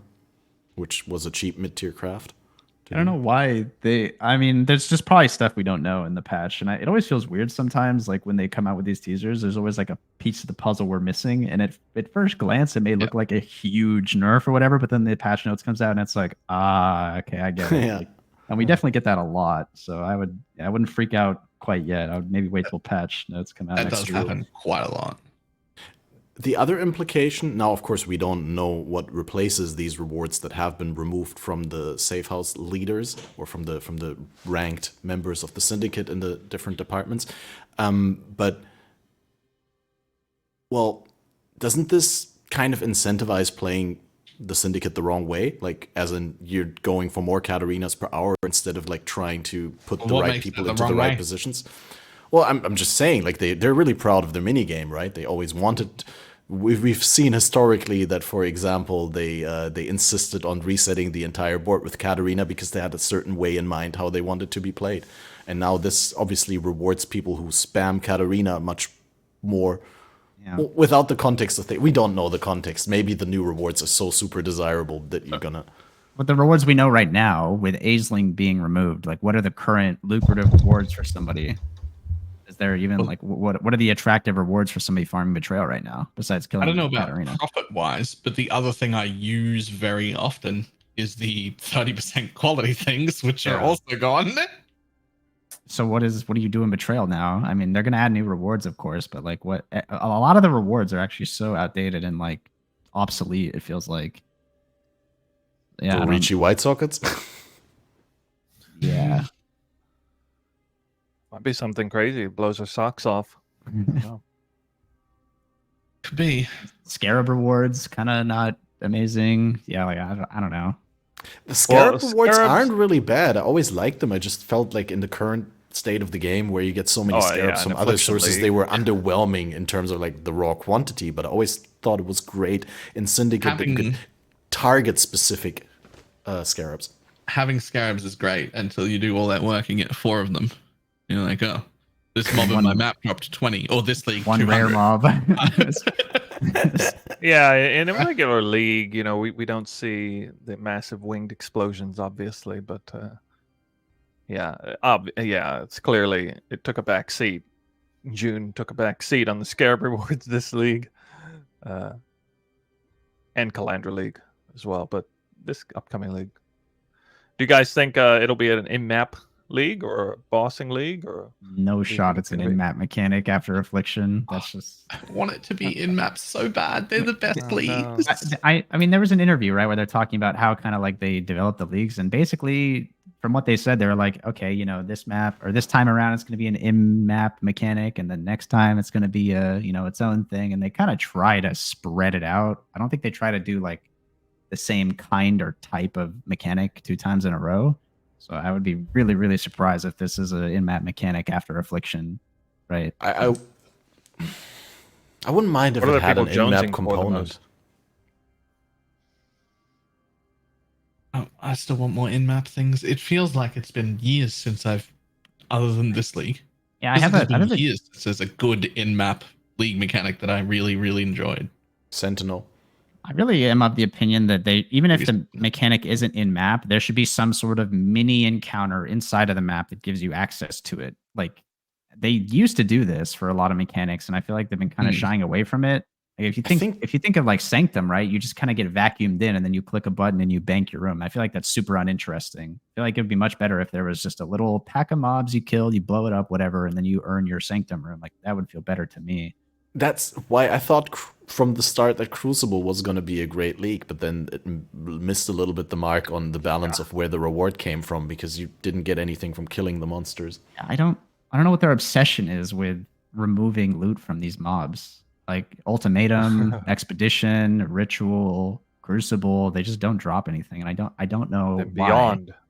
To a certain extent, right? No, Beyond's fine, right? Like it's good still, but like I have more of a problem with stuff like Expedition. Literally, if you kill the whole Expedition pack and you don't have a Quant Remnant on it, and you hold Alt, and like 2 Wisdom Scrolls drop, and it's just like Ultimatum's the one I have the biggest problem with, because it's my favorite mechanic to play. Like my favorite in-map mechanic, just like play-wise. Ultimatum, really loved it. Really loved it when it was there. really enjoyed playing it this league, but it drops nothing. It drops nothing. It's not worth it. It takes the amount of time it took me to run the whole map, and I get like two chaos things from an entire 10 run. Like, it just isn't. Why did the mobs not drop loot? I mean, yeah, it's even harder to justify in the context of Affliction. Like, was this really that problematic that we had to remove all the mobs from Ultimatum? I don't know. Right. It's just really strange to me. I can't think of I struggle to think of a justification for an ARPG, a hack and slash ARPG, where my entire goal is kill monsters, drop loot, to say these monsters don't drop loot. I have to assume that they were getting the league mechanic balanced around, and that they were just having issues, just repeated issues of trying to balance the loot from Ultimatum, and there was an executive decision to say, fine, pull all the loot from Ultimatum. We're not figuring this out in time. Pull it. No loot. That's so the way that similar, yeah, but like the way that I imagine it happens is that they balance the league, right? And there is a point where the monsters did give loot for the time that you play and kill them, right? But specifically, take the example of Crucible, right? There was probably a point where they were like, well, this weapon thing is kind of fun, but it takes too long and it doesn't really feel like you get payoff. What if we make it such that you get experience on the, you progress the trees on the weapons faster in turn for like giving less loot from the monsters? And then eventually they shifted it all into that progression because they thought that that was more rewarding. And now we don't see like the trade-off. We only see that the monsters don't drop loot. But we don't see what we would have had otherwise, right? I mean, that's definitely fair, but it's just like from the player perspective, if the mobs like don't drop loot, there's like a 99% chance I just don't even want to engage with it to begin with. Like, like the whole deferred reward thing, like I understand it, but I feel like in a lot of these mechanics, it's like super overused. And just like if you want to do like a mapping playstyle, if your mechanic doesn't drop loot, then it's just like off the list immediately. Just how it is. Oh, that's that brings up another point I kind of wanted to bring.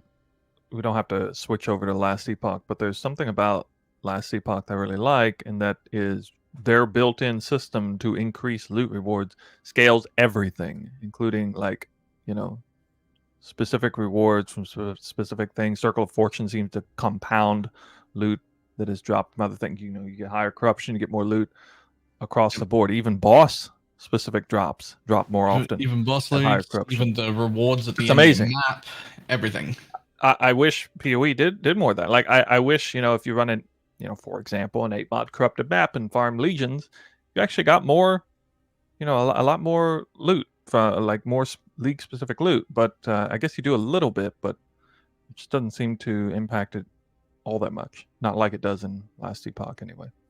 That's like murky territory, because there's like, you run into the problem where like if stuff like that isn't a fixed reward, like as soon as map quant or MF from your character starts to affect it, it's like a really, really bad thing. I think GGG has actually done a really good job in this regard, where you need to have a mix of loot tiles, right? Stuff that has flat rewards, and also at the same time, stuff that can have that hyper scaling effect with map IIQ, you know, player quant, all of this kind of thing. I think it's healthy to have a mix of both. And if it skews one way towards the other, it can be kind of negative, I think.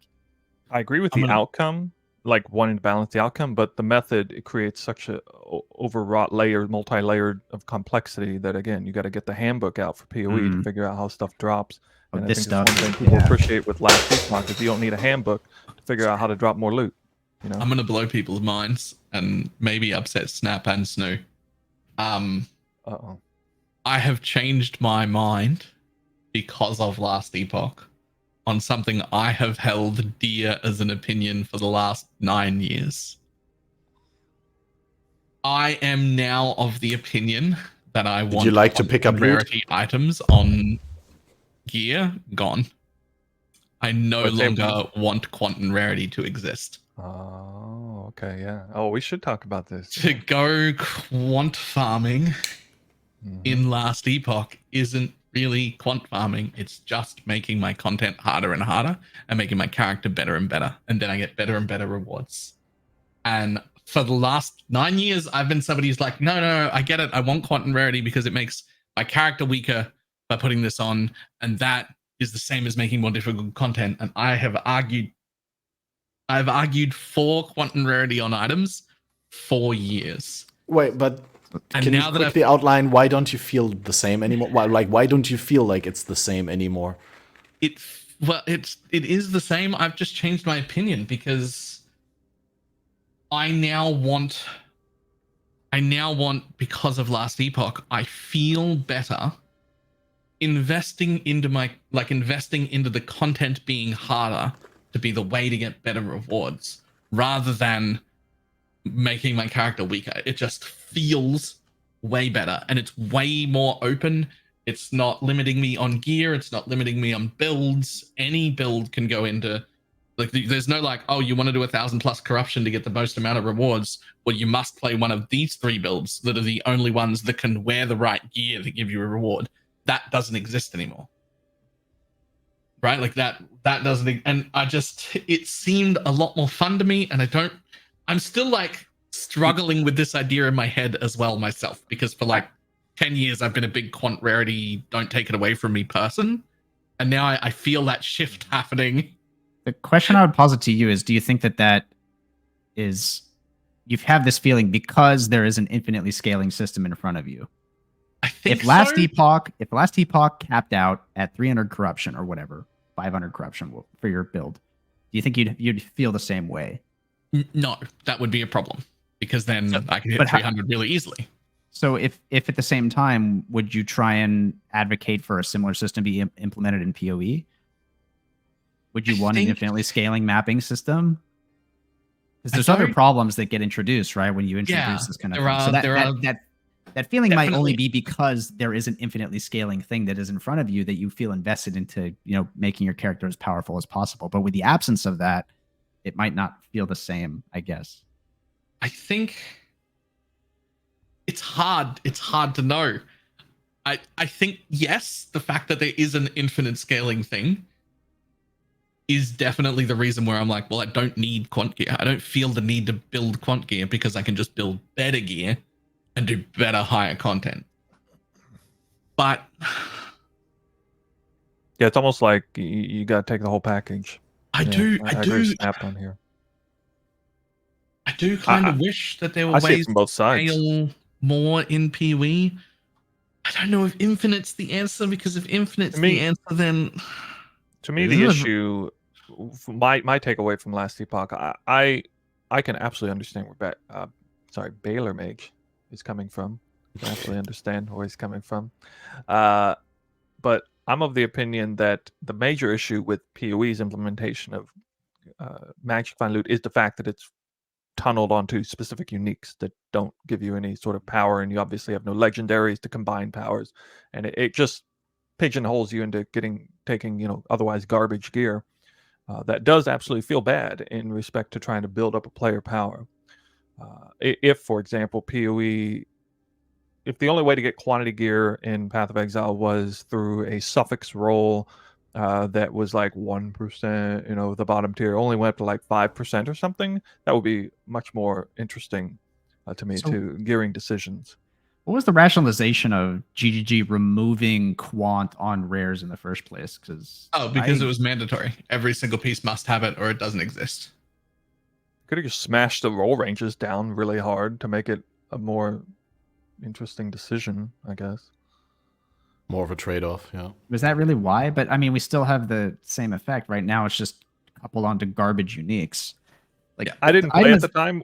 Were the numbers higher on the rares? Was it way like higher? 10-20%? It was like 20 quant on a boost. Well, that's the reason why. I mean, if it was only like 5% at the top end or something, that would be a much better system than the 20% on your unique boots that have almost no run speed or anything else on them, right?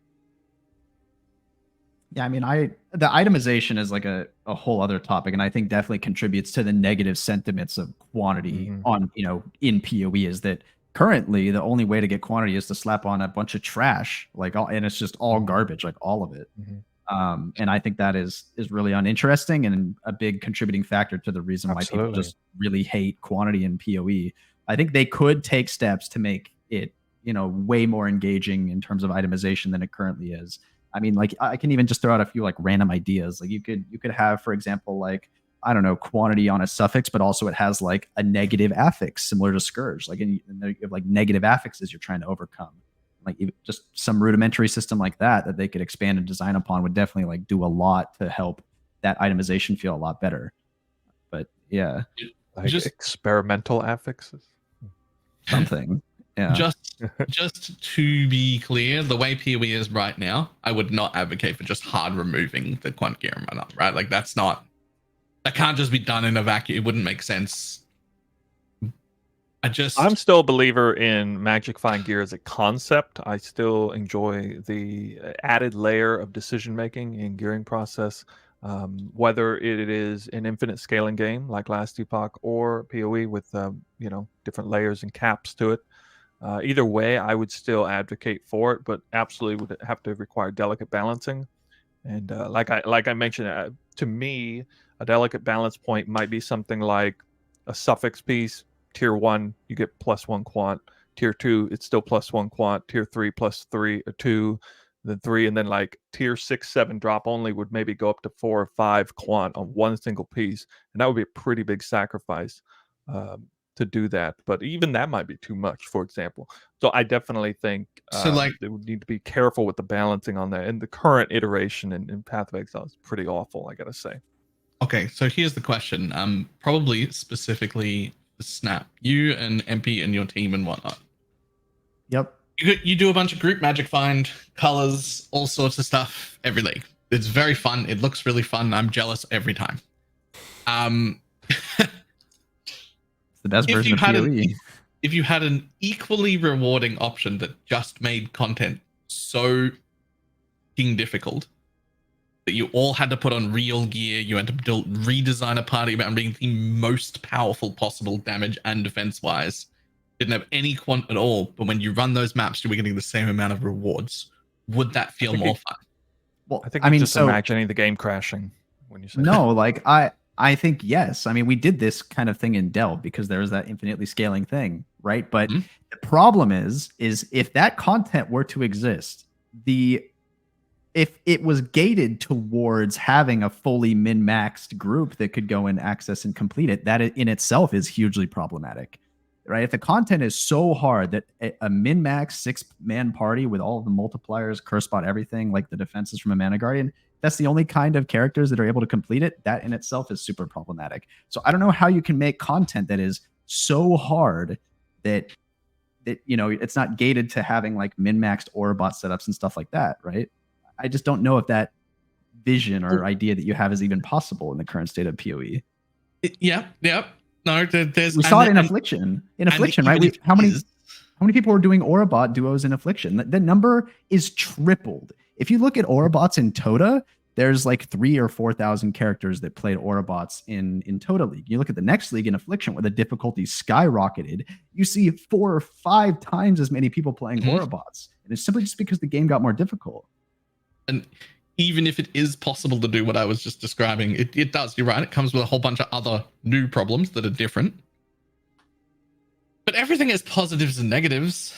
And here's the real question is it okay to make content so hard most people can't do it? And my answer is yes. I mean, I think it's perfectly fine to be able to make content so hard most people can't do it. Yes, but should there be more rewards in it? Should the rewards also be like infinitely scaled up, or should there be a point at which going harder doesn't give you more rewards, but just more EP and bragging rights, leaderboard sort of stuff, but not have any economic implications? It shouldn't be scaled the same way Affliction League is scaled in its rewards. That's for sure. I mean, it's funny to me, Balor, that like, if I just in my mind, I imagine that situation, right? Because right now in PoE, group play, like it is good, but it's not as OP as people have this like conceptually in their brain. Like, and for some reason, like you look at group play and there's just all these items dropping, and in your mind, like, oh my god, these guys are rich. They're dropping so much stuff, it's crazy. But then you actually like every single day, there's like 80. You drill down, and it's like we're making like 10, maybe 5 to 10 div an hour, which is like on par with like really lazy solo strategies that you can put together. And I can only imagine the amount of complaining that would happen or ensue if only groups were being like able to complete this like high tier content. That would just be crazy. Because like I think there's kind of a cool system, or the ecosystem of this whole thing is kind of cool. In the beginning, like on day 1 or day 2, groups have an enormous advantage. You're able to take immense advantage of the marketplace, dropping tons of mid-tier uniques that have incredible value, like on day 1, day 2, and the game is actually, relatively speaking, on day 1, compared to all the different content that is at our disposal for the average solo player.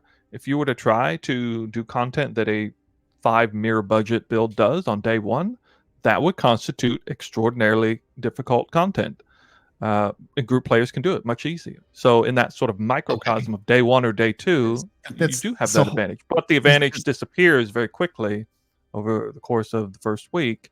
And I guess everybody kind of gets to have their cake. This thing you just described, though, isn't true. Aurabots don't come online on day 1. They are absolute dead weight on day 1, and even through even through day 2. You're literally dragging these Aurabots through the campaign because they're one, they're a scion, they're worthless, and then 2, the gear doesn't. I got the timing window wrong, but I'm sure at a certain extent the timing window exists where the groups are brought online for the ultimate, what used to be like triple beyond farming, but now it's just beyond and all that stuff. There certainly is a timing window where the groups have the huge advantage of being able to do the hardest content efficiently, where solo players just you'd be correct in old meta where 5 orbs were relevant. However, these days the meta being 8 modded whatever non-delirium maps, because you don't even need delirium because the meta's farming boxes. You do not need a very strong character to pull this off. You really don't.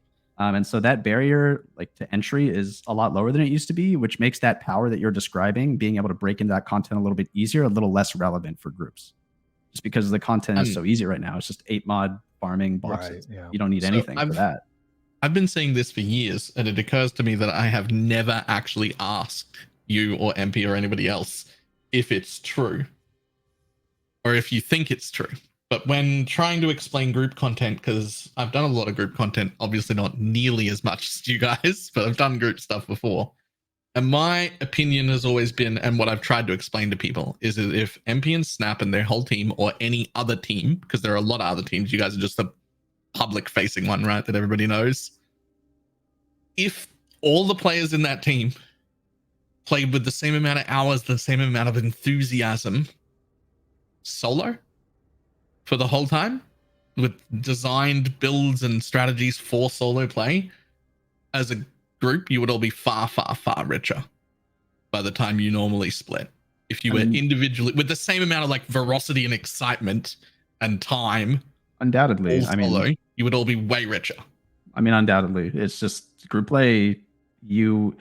There is some advantage, what SnooBAE is saying, where you can break into the market earlier, but it does not compensate for the amount of just raw divine per hour that you output as a solo player compared to dividing that number by 6 in a group. It has never been better for groups compared to the competent or comparatively equal solo player farming the same amount of hours. It just has never been the case that group is better. I absolutely believe you on that note. I believe you so much. I've never even attempted to do group play, and I used to do that's what I've always. I used to do group play in Diablo games, so it's not that I have anything against group play. I believe it on its face that the degree of hassle, especially the organization and the amount of trust and loyalty and expectations that go in with building a group. I'm sure it's quite fulfilling, from a social standpoint. I'm sure you have a lot of fun doing it, but I bet it's a little bit demoralizing on the back end, realizing when you count all the chips that it's not about that. We're here to have fun, right? That's the main thing. But it's just really funny, the perception, right, that people have about group play. We're doing it because we're getting rich, and it's just it's actually. I love this is the biggest point of drama you have, on your streams and everything. It's about this right here. It's just funny. The perception is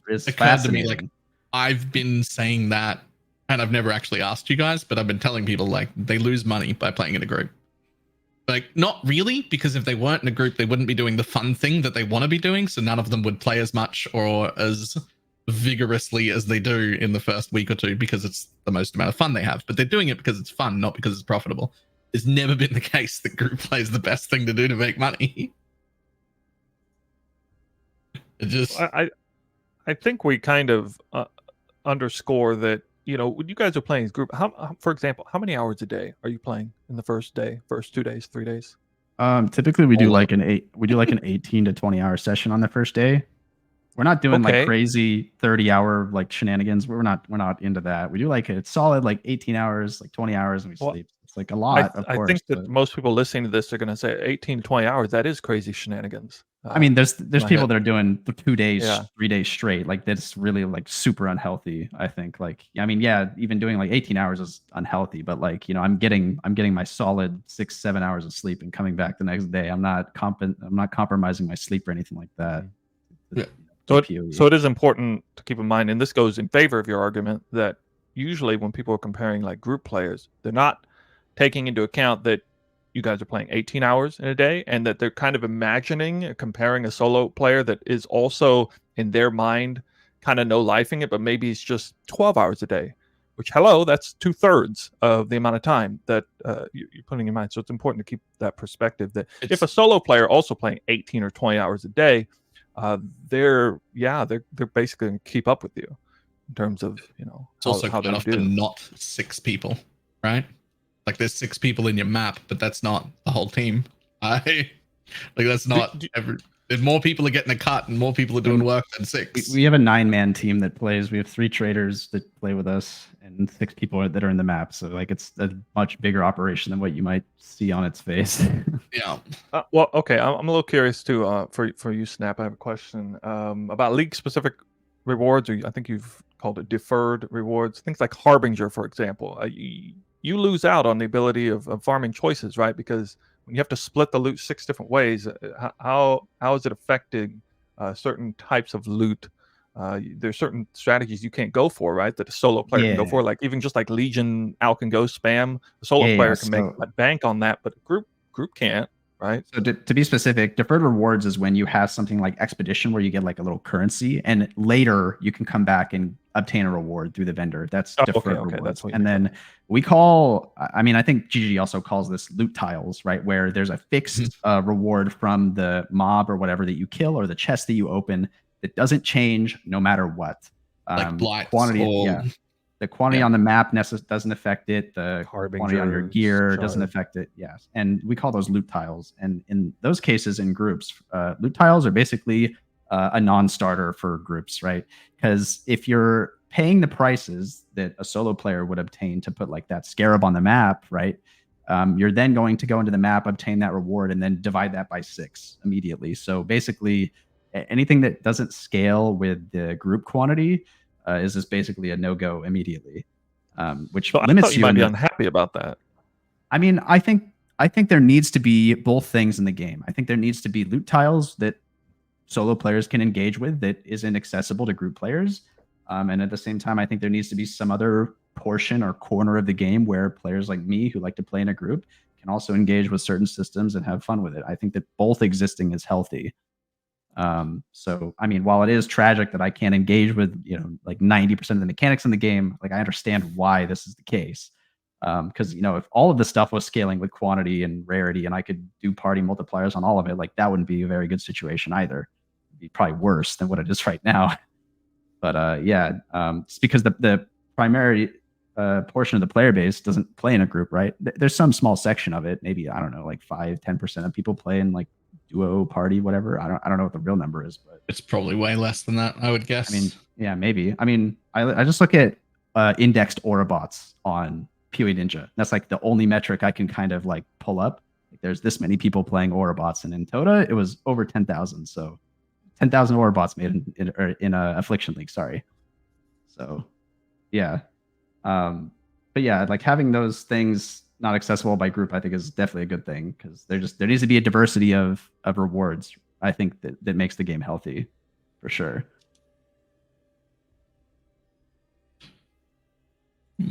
Very cool perspective. I was really curious about your take on that. I mean, it would bother me. I mean, at least on its face. But I guess, you know, you've done it for so long. You have a pretty well-rounded opinion about it. So, yeah. I mean, yeah, the thing is, like, you can engage with certain things that have the loot tiles, but it's like really limited, and you definitely don't want it taking a slot of your scarab, and you definitely don't want it taking a slot of a sextant. That's like the main things.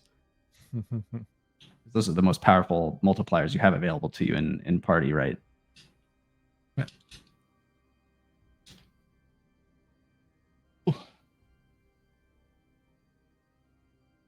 Next topic. He's muted. Who's muted? Oh, he's muted. Catmaster's muted. He's talking. Oh, but no one no. can hear him. Wow. Nah, it was just 5 words, and I remember them, so nothing of value was lost. I was asking, did we go over all the teasers? And then I stated that probably there's only the raw quality of life left, right? The items showing on the Horde crafting station while hovering the craft button, the control left click all stuff into the trade window, where you can do multiple stacks at once. Question, is there any quality of life you think we're missing? Anybody have anything to bring up? What is the big quality of life thing you think that should be implemented? I'm going to have to replace some of my income. I can tell you that much. I can't overstate how much. I probably make like 10 to 15% of my income selling gloves right now to PoE players. That's how bad There's just as PoE much is clicking on your fingers. I sell compression gloves, and it makes up probably 10% of my content creator income. Nice. And these quality of life changes are fixing so many of the things that hurt fingers. They're costing me money. I'm still happy about it. Please change it all. Please make it all better. But I always think about this argument is like high APM players are going to play with high APM. Like if there's less clicking on this to do, then they'll move on to something else faster and do more clicking there. I mean, you're still going to sell gloves better. I'm confident. I mean, I think the biggest clicks right now is just looting, right? That surely, like in the game, is looting stuff in the map and then transferring that from your stash to the, or from your inventory to the stash is like the most clicks by far that any PoE player does. I wonder if the did they clarify if the like control clicking that they showed in the trade window is going to work for your stash as well? Because I know some people asked. I think in the comments on Twitter they said yes, it would work, but that would be specifically the biggest. Here on the post it says only straight into a trade window. I mean, if you could transfer all types of one thing into your stash with one click, that would be a really crazy change. That'd be great. Well, all like stackable items, right? Like I don't think that would greatly apply to anything else. There's I can't remember what game does this, but I think in crafting, a quality of life I would like to see is one whereby you specify the exact roll you want to hit, and if you were to chaos spam it or essence spam it or whatever, you only need to click it one time, and it will just keep draining your entire stockpile of consumables until it hits that roll in one click, instead of you having to sit there and look at it and have to type it out over and over and over in the search window to wait for it to highlight or whatever. Highlighting is nice quality of life, but I would much rather, so just press it once and then you just two things, drain it down until you hit. One, unfortunately, there are already quite a few people doing that with third-party programs. Those are illegal and they do get banned, but people are already doing that. Okay, yeah. And more people are doing it than get banned. So it's already a thing. So that's a pretty good argument to just let the rest of us who don't want to cheat also do it. Because that's one of the best ways to combat something like that. Unless you want to spend hundreds and hundreds of hours continuously, constantly for the rest of time trying to fight and find the people using cheats. Just let everybody else do it because it's not that impactful anyway. And now we're all in the same playing field. So that. And two, I don't know who tried it, but Undecember, ARPG, pretty under the radar, I guess, because it had a lot of pay to win stuff in it. But as far as I'm concerned, they basically just ripped PoE's crafting system and then added every single piece of quality of life that I have ever wanted to it and put it in their game. And it had exactly what you're describing. You would get a list of mods that could roll on that item, and you would say, I want one of these mobs, stop when you get that. And then you would hit the go button and it would just roll like 6-7 times a second and just keep using your stuff until it got one of the things that you asked for. and then it would just go, and it would stop, and you would look at it and be like, don't want that, go again, not good enough. Go again, not good enough. Ooh, this one's good enough. And it would use, it was the same idea. It was, they renamed stuff, but it was just straight up like alterations, transmutes, regals. Like it was, they just ripped PoE's crafting system and then added every quality of life you ever wanted to it. And it was so good. The proliferation of those cheats is actually kind of wild to me. The things that'll like auto roll stuff for you. It feels like it's an eventuality that they're going to eventually implement something similar to what you're saying, where it'll stop on a certain mod, because there's just more and more people are like literally just doing auto rolling macros, or it's just crazy to me that this is so widespread in the game right now. Yeah, I feel like all the incentive structures should lead us to that point anyway, because they want us spending more time playing the game. They want every decision of quality life should be for the endeavor of spending more time killing monsters, getting loot in the game. I mean, that's the whole point of the game, I feel. I mean, there might be a few exceptions here. I guess you could make an argument that crafting should be its own sort of meta experience, and maybe you should feel super invested in the process of I mean, whatever. as per design goal, also inventory management, they want items to feel like they have weight, like that you have to physically deal with them. So yeah, definitely, like to some degree, also the just clicking things into your stash. I can respect the argument that, you know, feel the weight of every click to see what you rolled on the item, but to me, it's still, you know, you're spending a lot of time in a hideout, not killing monsters, and players in general would like to do that. That mattered and was good when after 4 days of playing, I had 250 alterations total. Right? Yeah. That felt great. Now, even before this league, I can pull 250 alterations out of a map. One mob. Yeah, that before this league. So it's not the same numbers. Like back when they made those decisions, we were rolling 100 alts a day. Well, and it's now we can roll those numbers again. 1,000 alts in like 3 hours and then go make another one, right? Yeah, that and also the mod pools have inflated. There's like so many mods that you can roll. So it's like way harder, and on average you're spending way more alterations on a blue craft than you did. They're just going to take us back to the Stone Age in PoE too, so I guess solve it. I hope so. That way. Anyway. I enjoyed the Stone Age a lot. I understand how they built it to begin with, and I think it worked really well back in the day. The thing is now in my mind, you're faced with an option because these cheats exist. People are alt rolling their stuff. Probably not like a lot of people are making it sound like every second person is doing it. They're not. But the people who are doing it are crafting 25 items in an hour that would take you an hour to make one, because you've got to do it manually looking with your eyes. And so +1 bows. Yeah. There's just those things are happening. So you're set with two options. Either we spend a lot of time and a lot of money trying to figure out how to stop that from happening so that people can't cheat. And then you're constantly fighting them. Eventually you find out how to do it. You do a giant ban wave. It's great. Everyone's gone. A month later, they've fixed the problem. And now you're starting from scratch, trying to hunt them down again. And it's just a continuous cycle of waste of everybody's time. Or which is my opinion on how you should do stuff, is when you look at those sort of cheats that people are running and you go, well, a ton of people are running this to automate alt spamming. Why? Well, it's because alt spamming is like way too many clicks. There's way too many mods. If you want to do it at such a speed, you roll over things. It's just a pain in the ass. Or maybe instead of spending a bunch of dev time stopping people from doing that, you find the problem and the reason people want to do that and then fix it. That's how I go. GG's been really good about designing that kind of thing out of the game. I just don't know that it's become that big of a problem that it's become a priority for them. But I feel like eventually it will. It's probably not, but it's getting worse. Yeah, I think eventually it's just an eventuality in my mind. So it's just as soon as it becomes a problem in the community, people start complaining about it, like they did with TFT. It'll get fixed. Yeah.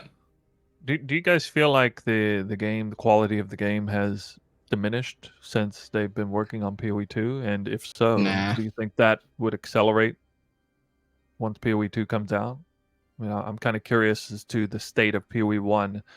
Is it gonna, is it gonna maintain its level? Is it gonna go downhill? Is it gonna go uphill with PoE 2 once?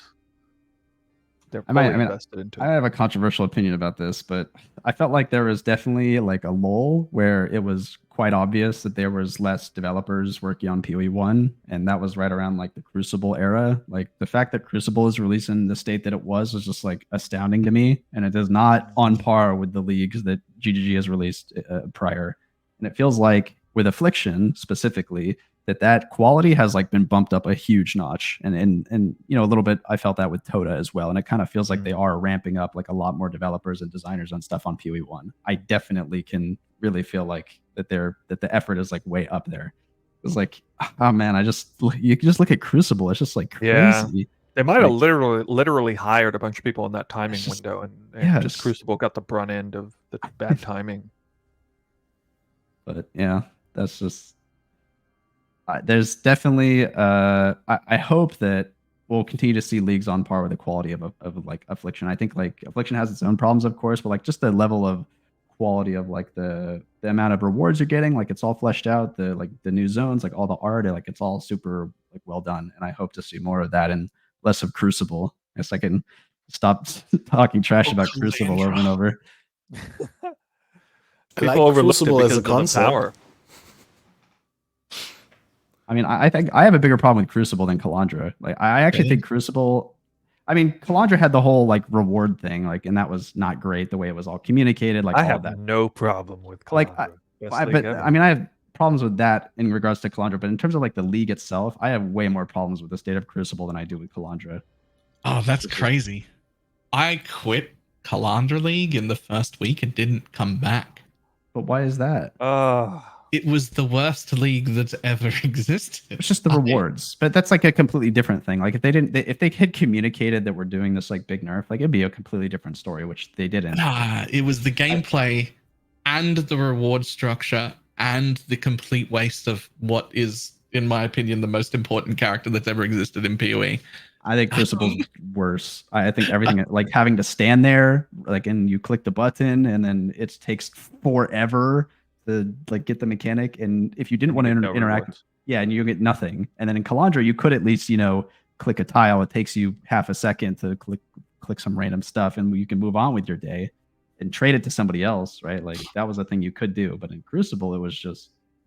I just think the prospect of getting like a great weapon with a proper tree for your build was way more of a carrot on a stick, or like at the end of the tunnel, than the Kalandra mirrored jewelry was, or double jewelry. Maybe I'm talking about like the moment-to-moment gameplay of the mechanic itself, because maybe that's what I care about a little bit more. I think like Crucible itself, like the actual moment-to-moment gameplay and combat of Crucible was just horrible. The fact that you have to stand there for so long and you have to like build up wasn't the bar. that just because the monsters didn't drop loot? Wouldn't have that all have been alleviated if the monsters actually directly dropped loot that scaled with player quantity? Well, I mean, there's that as well, but that's like adding on top of the fact that I have to sit there and stand still. It's and I mean, I have a problem with this concept with stuff like Betrayal, where I have to like interact with an NPC while like stuff's blowing up around me, like nothing's safe. But yeah, I think Crucible's like the worst example of that. Yeah, that was bad, because if you interrupted the channel and because something targeted you, then you also like stopped channeling prematurely. Then you don't get a bad mechanic, and it's just everything. Yeah, it's just. I am happy that there's a lot more development time being put into each PoE 1 league. I'm super happy about that, and I am thrilled to see the new revealed Necropolis and what they have in store. I also, the end of that, I agree with all of that, but I also do not expect the quality of PoE 1 leagues to go down, at least not for the first year or two. I don't know about long term, but certainly when PoE 2 comes out, I don't expect them to leave PoE 1 behind, at least not immediately or anytime real soon. That might change if in a few years' time people are playing PoE 1 for like a week at a time and then just leaving. And if all of the focus from the community ends up just like, oh, PoE 2 is way better, I'm just going to be over there playing that, then I'm sure that'll change, right? But I don't see that as a problem coming soon. I agree. Yeah. I honestly think PoE 2 coming out will just allow PoE 1 to be more PoE 1 and hopefully let them bury all their ruthless ambitions for PoE 1 and give people that want to play PoE 1 more PoE 1 and put all the PoE 2e stuff, the ruthless with gold sort of stuff into PoE 2, and then I'll be happy with that. And I'll play that and every once in a while take a vacation in PoE 1. But like everyone who doesn't enjoy that sort of stuff still has a game to play. I think that's the entire idea behind splitting it, right? Boy, here's a fun question for you guys. Where do you think you're probably going to sit in terms of playing PoE 2 versus PoE 1? I'm sure we'll all give the same example or same answer, that we hope you can play PoE 2 and that they will cycle on and off of each other. But do you think there's a chance you will play exclusively PoE 2 or exclusively PoE 1? Or especially if you had to choose, which one do you think you would choose? Just based on everything you know right now, anyway. Everyone's going to pick primarily, not exclusively. I don't see a world where any of us don't spend at least 1 or 2 weeks in the opposite one every launch, right? It's just like I'm going to spend 1 or 2 weeks in most ARPG launches, unless it's Diablo, then it's 1 or 2 hours, maybe days. I get to a point where you have too many options, actually. I'm still going to go both, right? Is LE and PoE 2 and PoE cycling, if any of these start overlapping, yeah. Honestly, leaks could be a week. If there's a new ARPG launch that I want to play every week, I'd be fine with it. I honestly miss the time of the super short race seasons, right? Where you got these 2-hour races and 1-hour endless ledge and stuff like that. If that was still a thing, I believe I would be almost exclusively playing these short-term events. So I don't see a problem with that. I also really like Torchlight Infinite as well. It took me ages to get into that because it looks like a stupid mobile game when you look at it, but it's actually pretty in-depth and really fun. But there's PoE 1, PoE 2, Torchlight, Last Epoch. Everything's on 3-month cycles. There are 4 games I want to play at minimum, and that's without the release of any new things or playing any other genre or wanting to delve into Diablo if it ends up actually becoming good or anything. That's I'm down to 3 weeks a game pretty soon, and that's if they all line up perfectly. I might be a little different. I tend to like to play League and PoE 1 for about half the league cycle, which, in the 4-month leagues, I guess it was about 2 months in, and 3-month league would be about a month and a half. I typically get quite, fulfilling longevity out of an individual league. So I don't know how I'm going to handle it myself. I don't feel like I'm going to have enough time. I think just to answer your question earlier, SnooBAE, I think for me, I'll probably be a PoE 1 player. You do? I appreciate the direction they're taking PoE 2, but for me, the kind of player that I am, I'm a fan of the clown fiesta that is PoE 1. All of the ridiculousness that exists in this game, I love. And it sounds like when I hear I hear Mark and Jonathan talk about PoE 1, it's not disparaging, but they do acknowledge that the game is in such a state where it's tough to see what's going on. There's a lot going on. It's just a lot.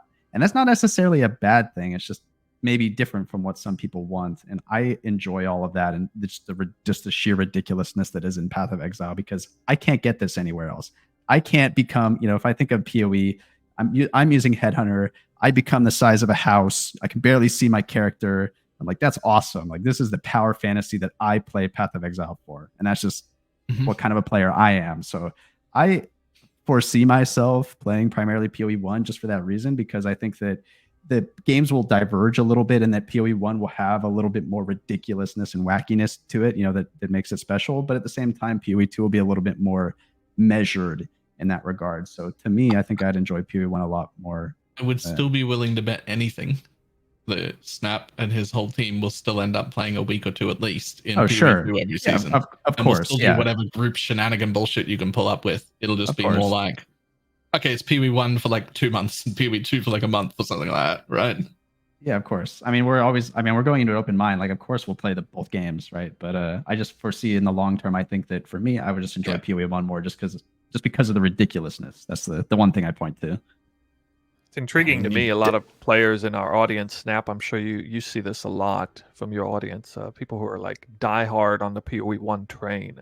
And even if you, as a content creator, if you even suggest that, oh yeah, PoE 2 looks fun, I think we might do it. I might even switch to it. They're like, I can't believe you would say that. No, PoE 2 is not going to be nearly as fun as PoE 1. You have to play PoE 1. I mean, maybe not to that extent, but I don't know. Are you getting that sentiment from some members of your audience?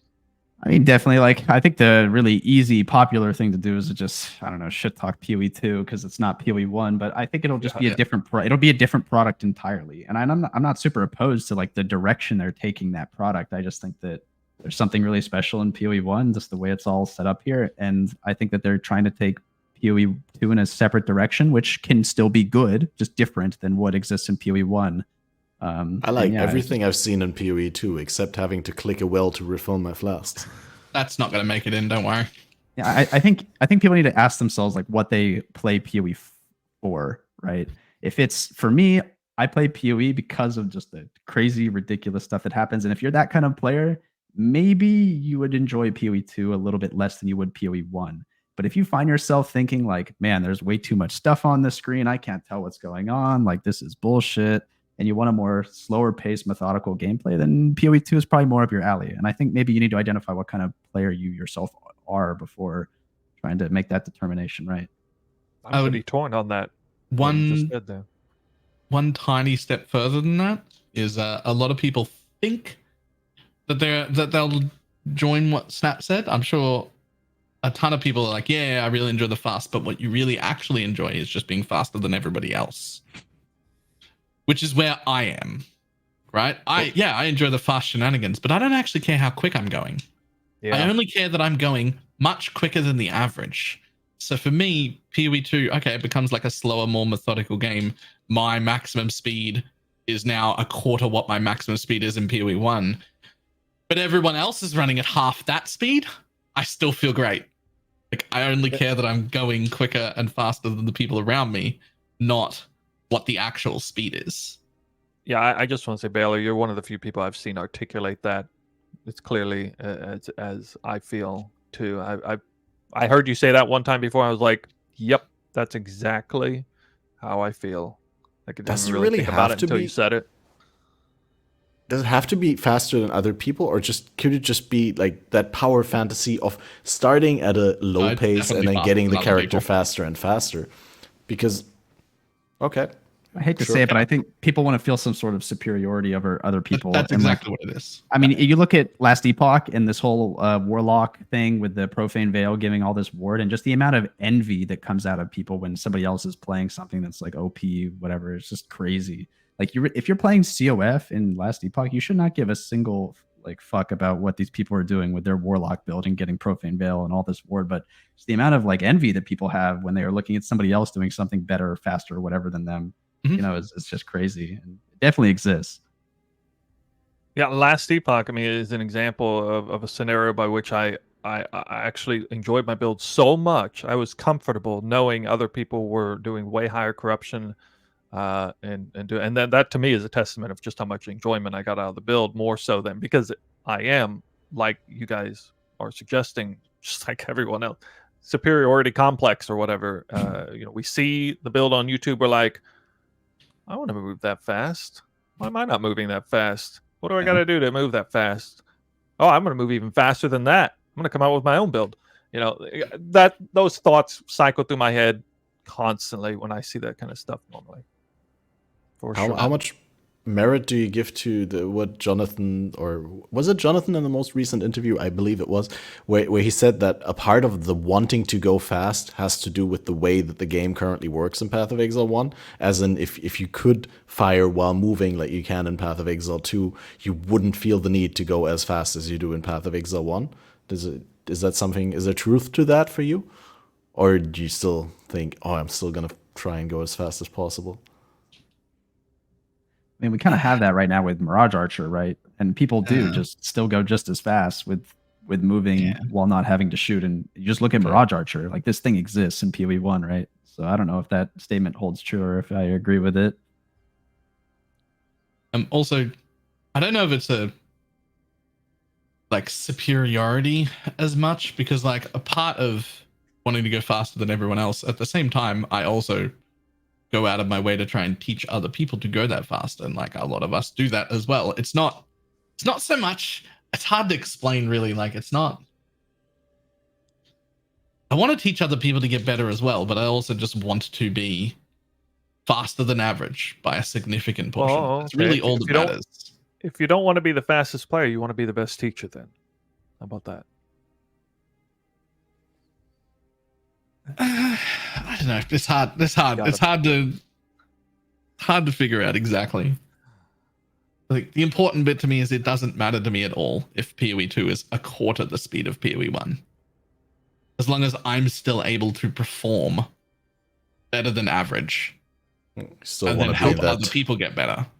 that So top in Last percentile. Epoch, you cannot move as fast as in PoE 1, right? So Yeah, but that doesn't matter. you obviously didn't feel like that was a problem, right? Snap, did No. you get less enjoyment, do you think, out of PoE or out of Last Epoch because you could only move so fast or whatever? I probably don't have a great perspective on this topic because I'm group play abusing in Last Epoch. I mean, you can in Last Epoch, you have one person that's like insanely fast and can fly through the monolith, and all you have to do is teleport onto him over and over again. So I'm flying and teleporting, and yeah, I'm doing crazy. So I maybe don't have the best perspective on that. I'm sorry. I mean, I felt fine. I was plenty fast in that game. Just one zoomer and then five. Everyone else in the group just. Yeah, that That's how it doesn't works. sound very That's- fun to me. That's how it works in that game because you can prep your skill. Like with Rune Master, you can spawn a bunch of plasma orbs, and then you have somebody that's running the monolith, and you warp in onto them, and you just instantly blow up the screen. Like as you warp in, it actually feels quite good. But yeah, Okay. Take your word Nice. for it, I guess. Does it get old? I mean, it got old at 3,000 corruption, which I think is a good amount of playtime. Fair enough. Now, Yeah, I saw we're a post already- on the Reddit. Sorry. No, please finish your thought. Well, I was just gonna say, I saw a post on Reddit. Some person was complaining about how they didn't like Last Epoch. This is something like, after 200 hours spent in this game, I'm getting a refund. This game's XXX whatever. I'm like, After and 200 the comments railed that guy. $35. Calm Railed down, him. buddy. Yeah, they were like, "Bro, you spent 200 hours and $35. What kind of value ratio are you looking for?" But anyway, yeah, it's a side point. You see the Steam reviews with like 7,000 hours negative review. Do not recommend. It's like, okay. Like a drug Yeah, so addict not recommending crack. I guess. I was gonna say that we're closing in on the 140-minute mark, and I'm very aware that you, SnooBAE, have to be somewhere soon. So Yeah, I was about, looking. well, yeah, about 30 minutes. I would have to get off. Well, I was looking to try and do like a closing round, something that I asked in the previous podcast, and this is not the most sophisticated question, but I think it's interesting to see how you're gonna answer it, and that's with Last Epoch obviously breaking all expectations on the Steam performance, or not all expectations, but certainly some people's expectations, and definitely leaving its mark. What do you think are the right takeaways to take from that for other developers?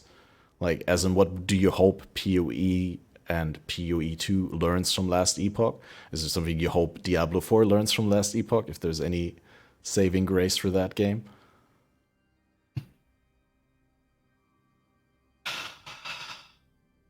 I'll go, I guess. I take solace in knowing that Path of Exile developers actually play ARPGs. And we got a pretty eye-opening experience once in some sort of Diablo 4, I don't know, meet the developers thing, where we got to see them play their own game, and it was really cringe to watch. I still remember that. I see your face snapping. Yeah, it's not like that with Path of Exile developers. So I know that a vast majority of them were playing Last Epoch to see what the competition's like, get inspiration, get ideas. I'm sure they had like roundtable discussions. Hey guys, we're going to play Last Epoch.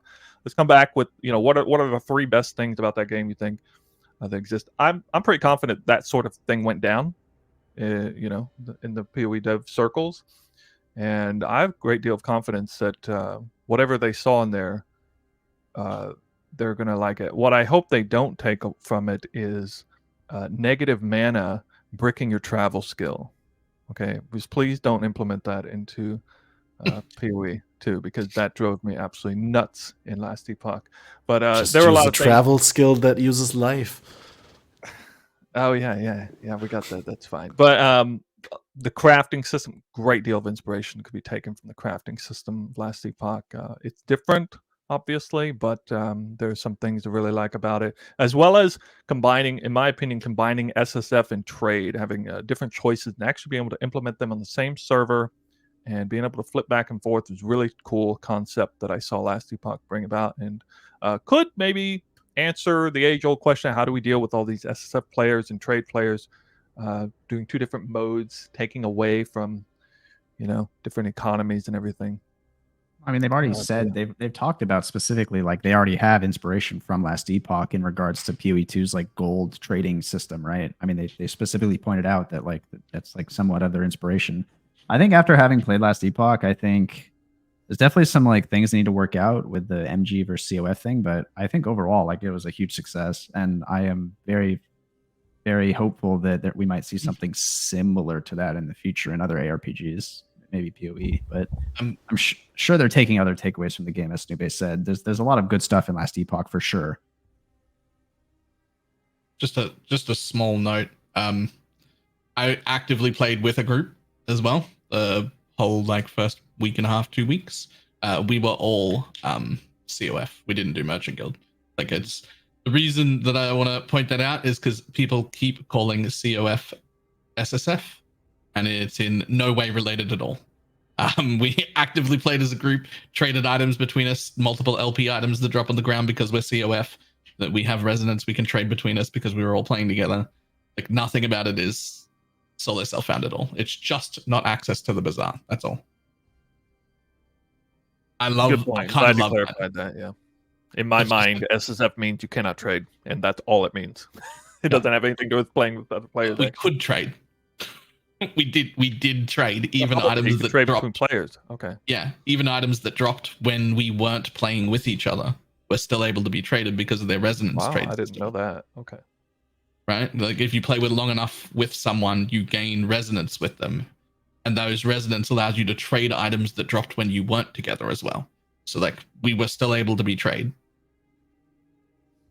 Wow, I had no idea about that. That's actually one of the points that came up when we did the podcast prior to the release, that the resonance trading might become a problem where, you just trade with other people in the way that you farm up resonance with them together. Like, so it's a sort of RMT way of trading, that they pay you to farm up the resonance with you and to give you to give them your item. Yeah, I think that abuse case is not very widespread because of how long it takes for you to get resonances. The Obsidian ones take 5, 6, 7 hours even of farming to get one, and that's just that's a tall task or tall ask to get just for one item, right? I'm curious to hear numbers on that. Regular resonance to trade like normal rare or exalted items or non-LP uniques, like uniques with 0 LP, those were dropping about every hour and 20 on average the whole time. That was very, very commonly about an hour played with a person, you would get a normal thing. So we could trade a rare item or an exalted item or a non-LP'd piece. But as soon as you go to try and trade LP items, when you need the big one, we were on average getting 10 of those per one. So it's about 10 hours of play together to get one of the golden resonance or whatever it was called, the higher number. It was about 10 to 1 the whole time. Just consistently with everybody I played with. So it's not... I just don't think that's going to become a problem. Who's going to go, I want to buy this item. I will come play with you for 10 hours. And then, like... if you're willing to go play with someone for 10 hours to buy an item off them, I guess good luck. Like, I don't... And then they back out. Yeah, like... Never mind. Bye. Actually, I don't want to trade that anymore, but thank you. Got a higher offer, so I'm leaving. Goodbye. Yeah. Next 10 hours. I'm something a little bit related to that. I'm curious to hear your thoughts, SnooBAE, because I think you were also MG. That one thing LE did uniquely was you're unable to resell items you bought. I was curious how you thought that system specifically went over, and how do you think that sort of a thing might function in PoE if they were to do something like that? Your general thoughts. Yeah, great question. I put in my review, I mentioned that flippers be gone. No more flippers. No more price fixing. That side effect alone is a huge benefit, and you could even argue the merits of no retrading just on that alone.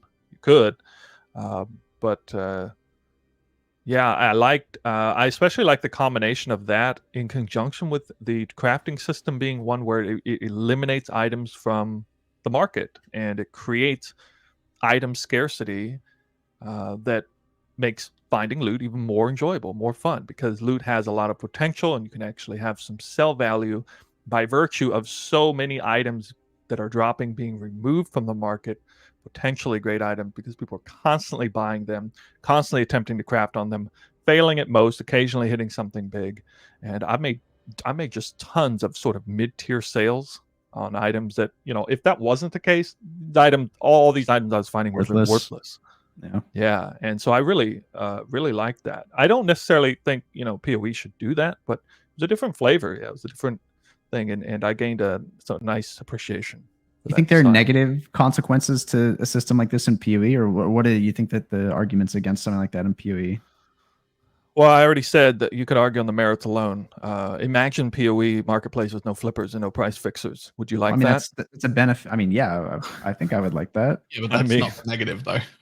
Well, like you mentioned it. You don't think it should be something implemented. What are the negative side effects? So people are going to say, well, what if I want to try a build? I want to buy something and want to resell it, resell the item that I bought and crafted as a hand-me-down, and I can get a lot of value out of it and kind of work myself up. So the downside is that whatever you build, you have to commit to more.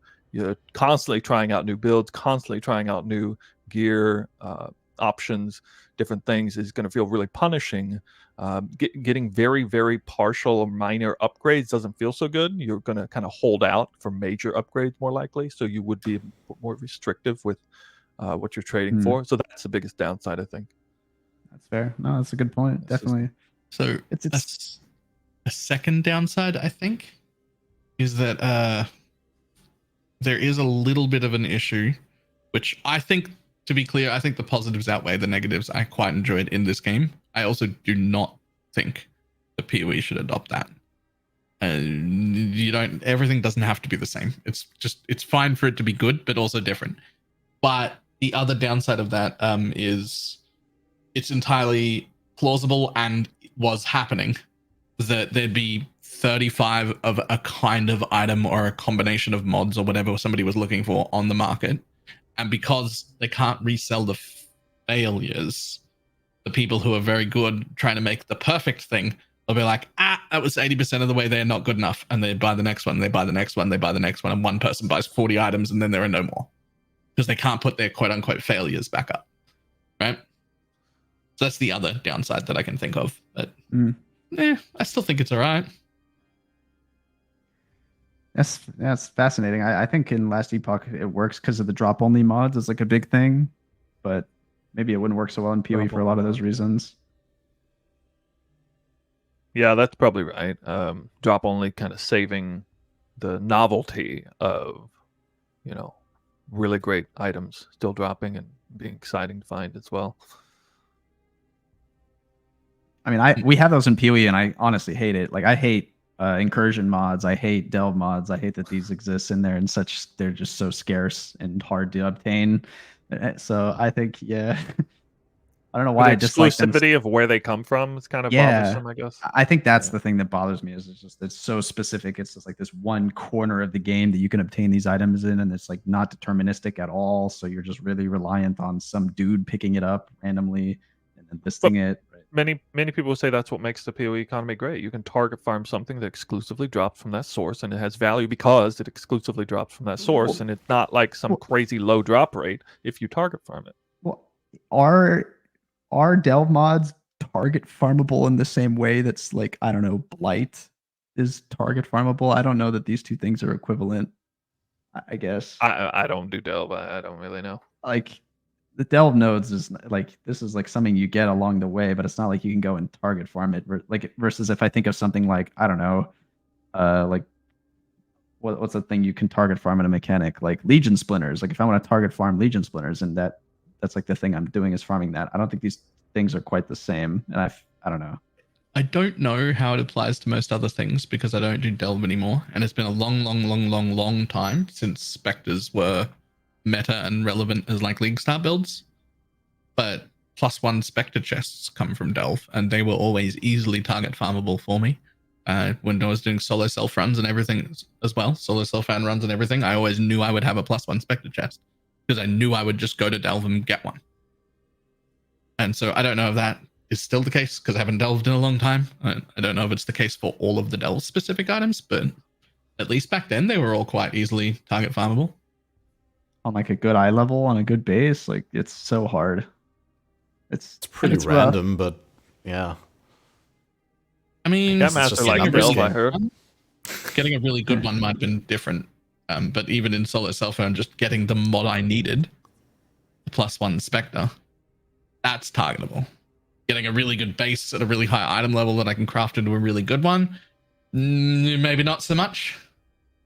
But and at least the mod I needed was good. The problem is like the Spectre, +1 Spectre gives you so much power. Like you'd equip a really terrible chess piece with the mod on versus like something that's like even remotely decent. That's the problem. Yeah. Which kind of, it brings back shades of the quantity thing. Like I'm equipping this piece of garbage just because this is like the only place I can get this mod, I guess. It's quantity in this case. All for the interesting gearing decisions we have to make. Yep. But yeah, for the record, I really like Delve. I made a ton of money with Delve this league from all the people that didn't do Delve, but still wanted their Delve-specific mods. So, I don't think you answered the question earlier, Catmaster. What was your own question? My own question, the takeaway that I want Path of Exile from Last Epoch. Oh yeah, I was actually preparing for that, but now I forgot it. No, never mind. No, I was saying we had this discussion a lot, so I'm going to cut it short. But like basically, the availability of in-game information, like a wiki, and the availability of in-game editing options for an item filter, I really think should be there in Path of Exile. I admit defeat in the point that what the developers say is true. Kind of why should they put time into a system like that in the game when there's third-party stuff that does it better than they could ever solve it in-game? But I would really like to see not a replacement for the third-party stuff in-game, but more like a raising of the baseline that you get in the game without using the third-party stuff. I feel like that would be great if we could, similar to Last Epoch, just override existing item filters by adding a rule on top of them, for example, right? Like if we could just in-game say, right now I'm looking for an item that is this base, evasion base, rare thing, with this or that influence or whatever. I don't know. But it just doesn't sit right with me that realistically you can't play all of Path of Exile without using third-party stuff. I'm fine with the third-party stuff still being the best, but yeah. That mindset of developers saying, "Oh, well, why are we going to mess with it? Third-party people could do it better than we ever could," is true, and it's also one of the reasons why I think people don't think PoE is a beginner-friendly game, because there's just so few of these in-game systems that come naturally into the game. It just overwhelms people. By the time they're getting towards the end of the campaign, there's just way too much loot on the ground already. And they don't have any sort of sense of direction on things that could be changing in game and that would simplify their experience or allow more palatable experience, such as a simple built-in loot filter that could maybe manage what their experience a little bit better. It just is one example. Console's interesting because I know on console they provide you like never syncs filter right by default. I'm just like wondering why they don't do that on the PC version of the client. Yeah, I think they should. Just for the new players, I don't see any because it's way better to have never sync, maybe not highlight something you want versus a new player being absolutely blasted with items and they're just overwhelmed. I mean, not even a new player. You or I couldn't level without a loot filter on. Oh yeah, it's horrible. I just couldn't. I couldn't do it. I'm 20-something thousand hours into this game, and if you took away my loot filter, I don't know if I'd make it to maps. I'd be like, nah, I'm done. Yeah, I think I made it to like halfway through Act 1 once without realizing I didn't have a loot filter on, and I was like, whoa, wait, something's not right here. I just started seeing way too much stuff. I felt this way in Diablo. It was honestly like the biggest reason I quit Diablo 4 was just the lack of loot filter and stashing. Like I just could not handle it anymore. I was like, there's upgrades my character could make, but I cannot do it anymore. And I'd imagine PoE players might, like new PoE players might feel the same way. If they just don't know.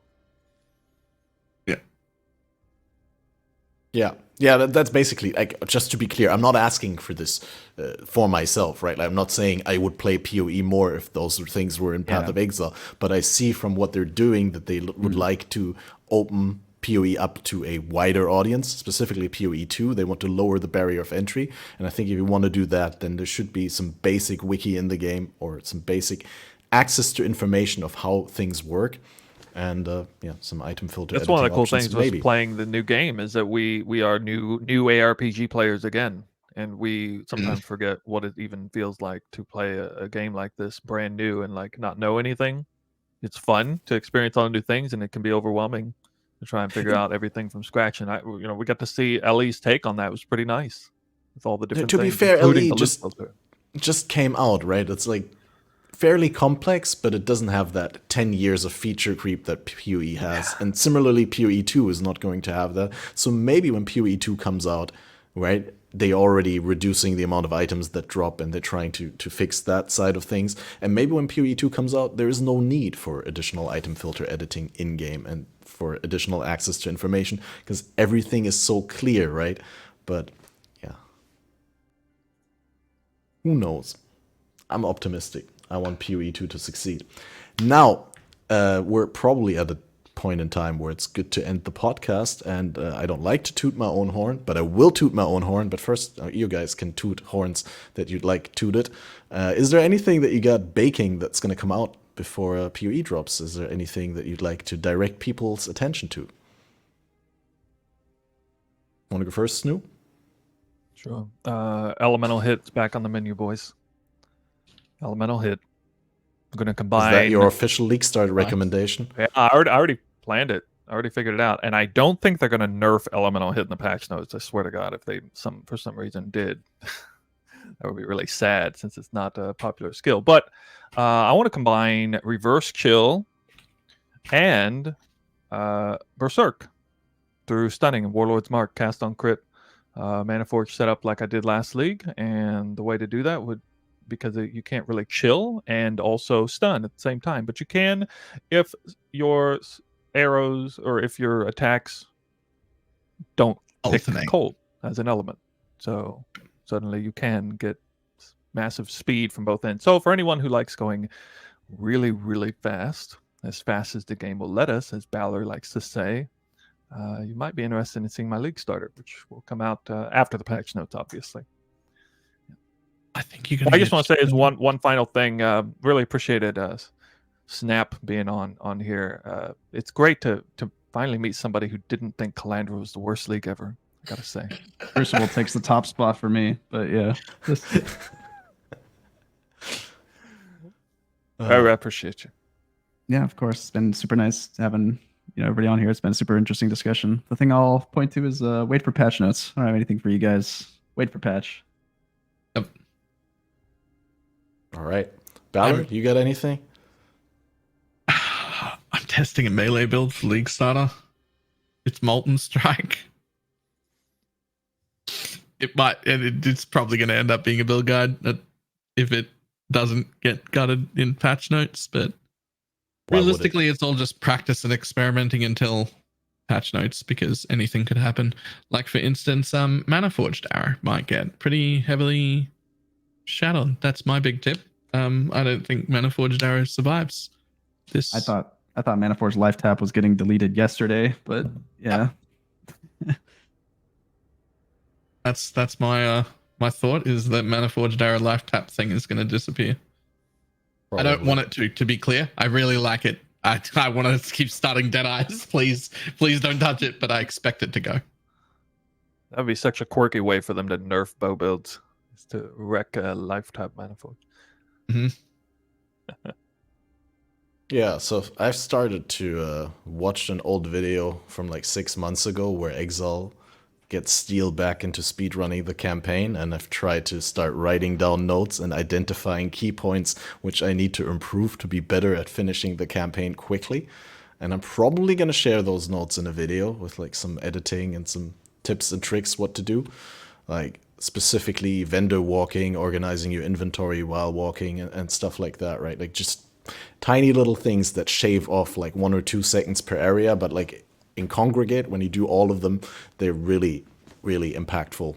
And yeah, that's something that I'm currently busy with.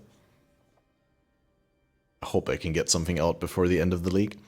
But yeah, I also just wanted to say that I really appreciated having you both on, guys. You probably noticed that I took a little bit of a step back at points and didn't really participate actively in the discussion because it was naturally flowing the way that I wanted it to flow, and you were touching on the points that I wanted to be touched on, and I didn't mean to interrupt because, well, let's face it, the people are here to hear your 5-head takes and not my my idiotic input from someone who hasn't even played. Head. Oh, yeah, well, half a head, I guess.